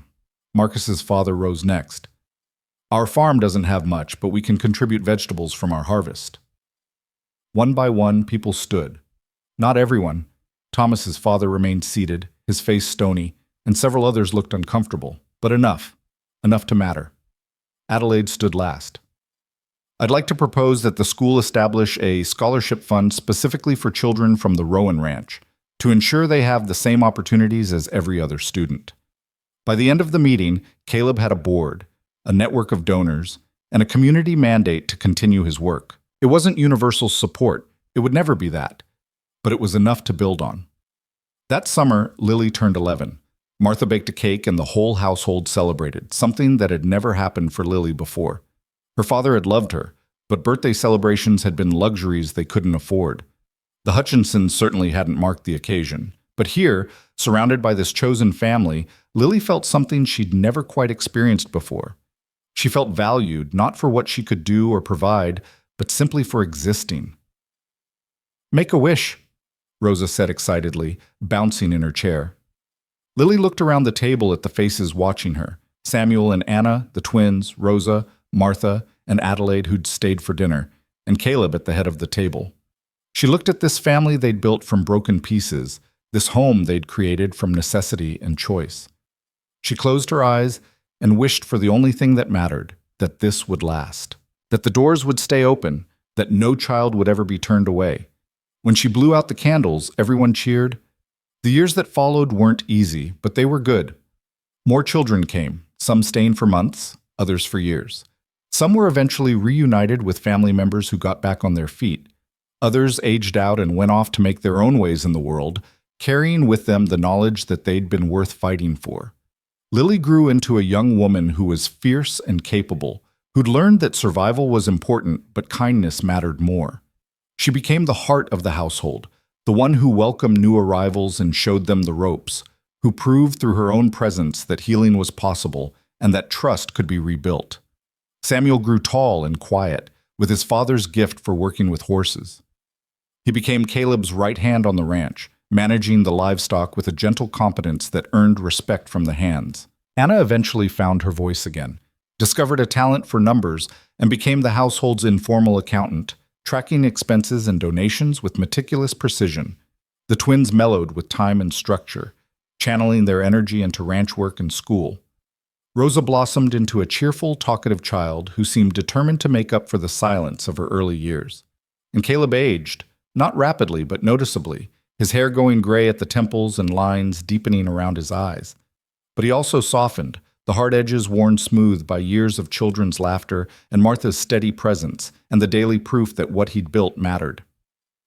On a hot summer day, 15 years after Caleb had found Lily on the burning trail, he called her into his office. She was 25 now, a schoolteacher herself, having studied under Adelaide and taken over some of the ranch's educational duties. She entered to find Caleb at his desk, looking older than she'd ever seen him, but also strangely peaceful. "Sit down, Lily. There's something I need to talk to you about." She sat, worry immediately flooding through her. "Are you all right? Is something wrong?" "I'm dying," he said simply. "Cancer. The doctor says I have 6 months, maybe less." The words hit her like a physical blow. No, there must be something, treatment, or..." "There's nothing. And honestly, I'm all right with it." He held up a hand to forestall her protest. "I've had a good life. A better life than I had any right to expect. I've seen children grow up safe and healthy. I've seen this ranch become something that matters. That's more than enough. Lily felt tears streaming down her face. What about us? What about the children? We need you. You don't need me. You never really did. Caleb pulled out a folder thick with legal documents. I've spent the last year updating the trust that manages the ranch. When I die, the operation will continue. The board will provide oversight, the trust will provide funding, and you, Lily, will run the day-to-day operations. Me? You're ready. You've been ready for years. You know these children better than anyone. You understand what they need because you've been exactly where they are. He pushed the folder across the desk. The ranch is yours, not as property. It belongs to the trust, which ensures it can never be sold or turned to other purposes, but as responsibility, as purpose, as the thing you choose to build your life around. Lily took the folder with shaking hands. I don't know if I can do this without you. Yes, you can. Because I didn't teach you to survive. You already knew that. I just taught you what to survive for. Caleb's smile was gentle. And you taught me something too. You taught me that the point of surviving isn't to prove your worth. It's to use what you've built to help others survive too. But Caleb died peacefully that autumn, on a day when the cottonwoods were burning gold and the air smelled of wood smoke and coming winter. He spent his last week surrounded by the children he'd saved, some now adults, some still young, and when he took his final breath, it was with Lily holding one hand and Martha holding the other. They buried him on a hill overlooking the ranch, in a spot he'd chosen himself. The whole town came to the funeral, even those who'd opposed him. Even Thomas's father, looking old and humbled, came to pay his respects. At the graveside, Lily stood before the assembled crowd and spoke. Caleb Rowan was abandoned by his mother when he was 7 years old. He survived abuse and hardship that would have broken most people. He could have let that experience make him hard and bitter. Instead, he chose to make it his mission that no child would face what he faced alone. He built this ranch into a refuge. He opened his doors and his heart, and he changed the lives of every child who came through here.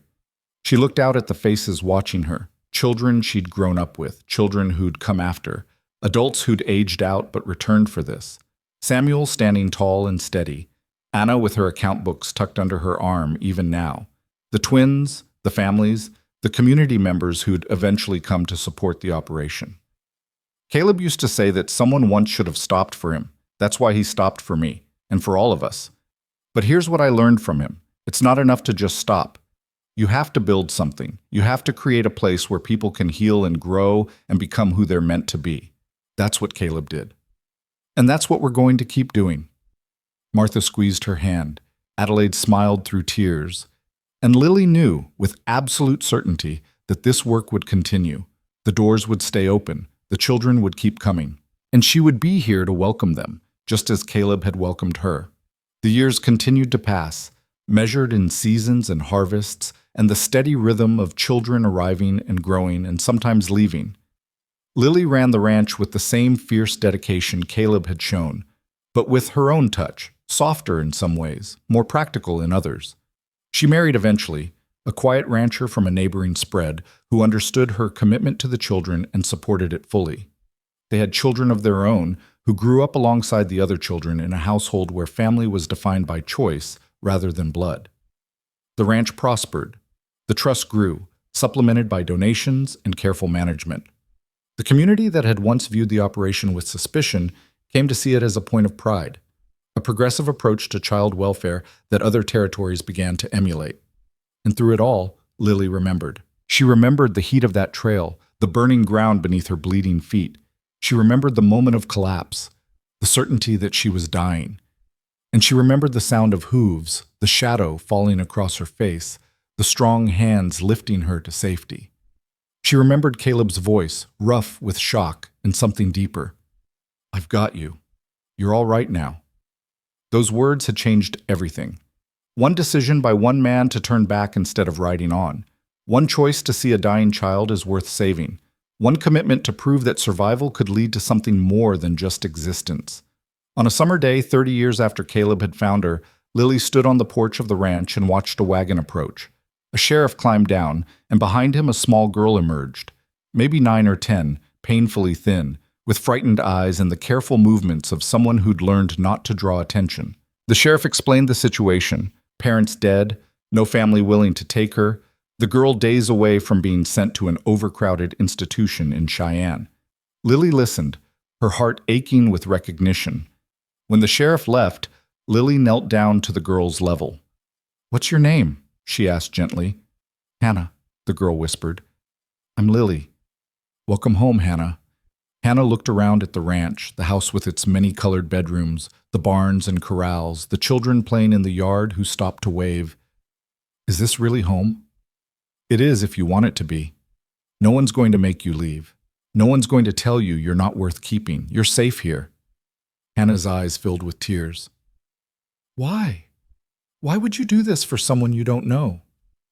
Lily smiled, and in that moment she heard Caleb's voice as clearly as if he stood beside her.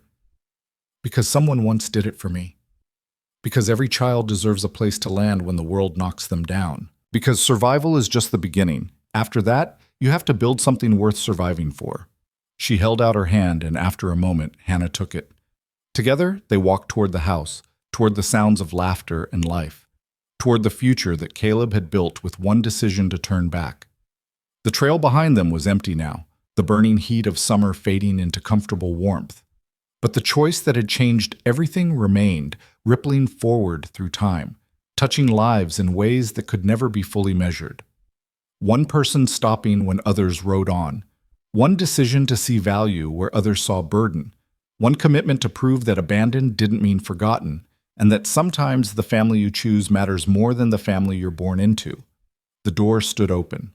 The children were gathering for dinner, and Lily led Hannah inside, continuing the work that had saved her own life all those years ago. The work of showing children that they mattered, that they were worth fighting for, that there was always someone willing to stop, always someone willing to turn back, always a home waiting if you could just keep moving long enough to reach it.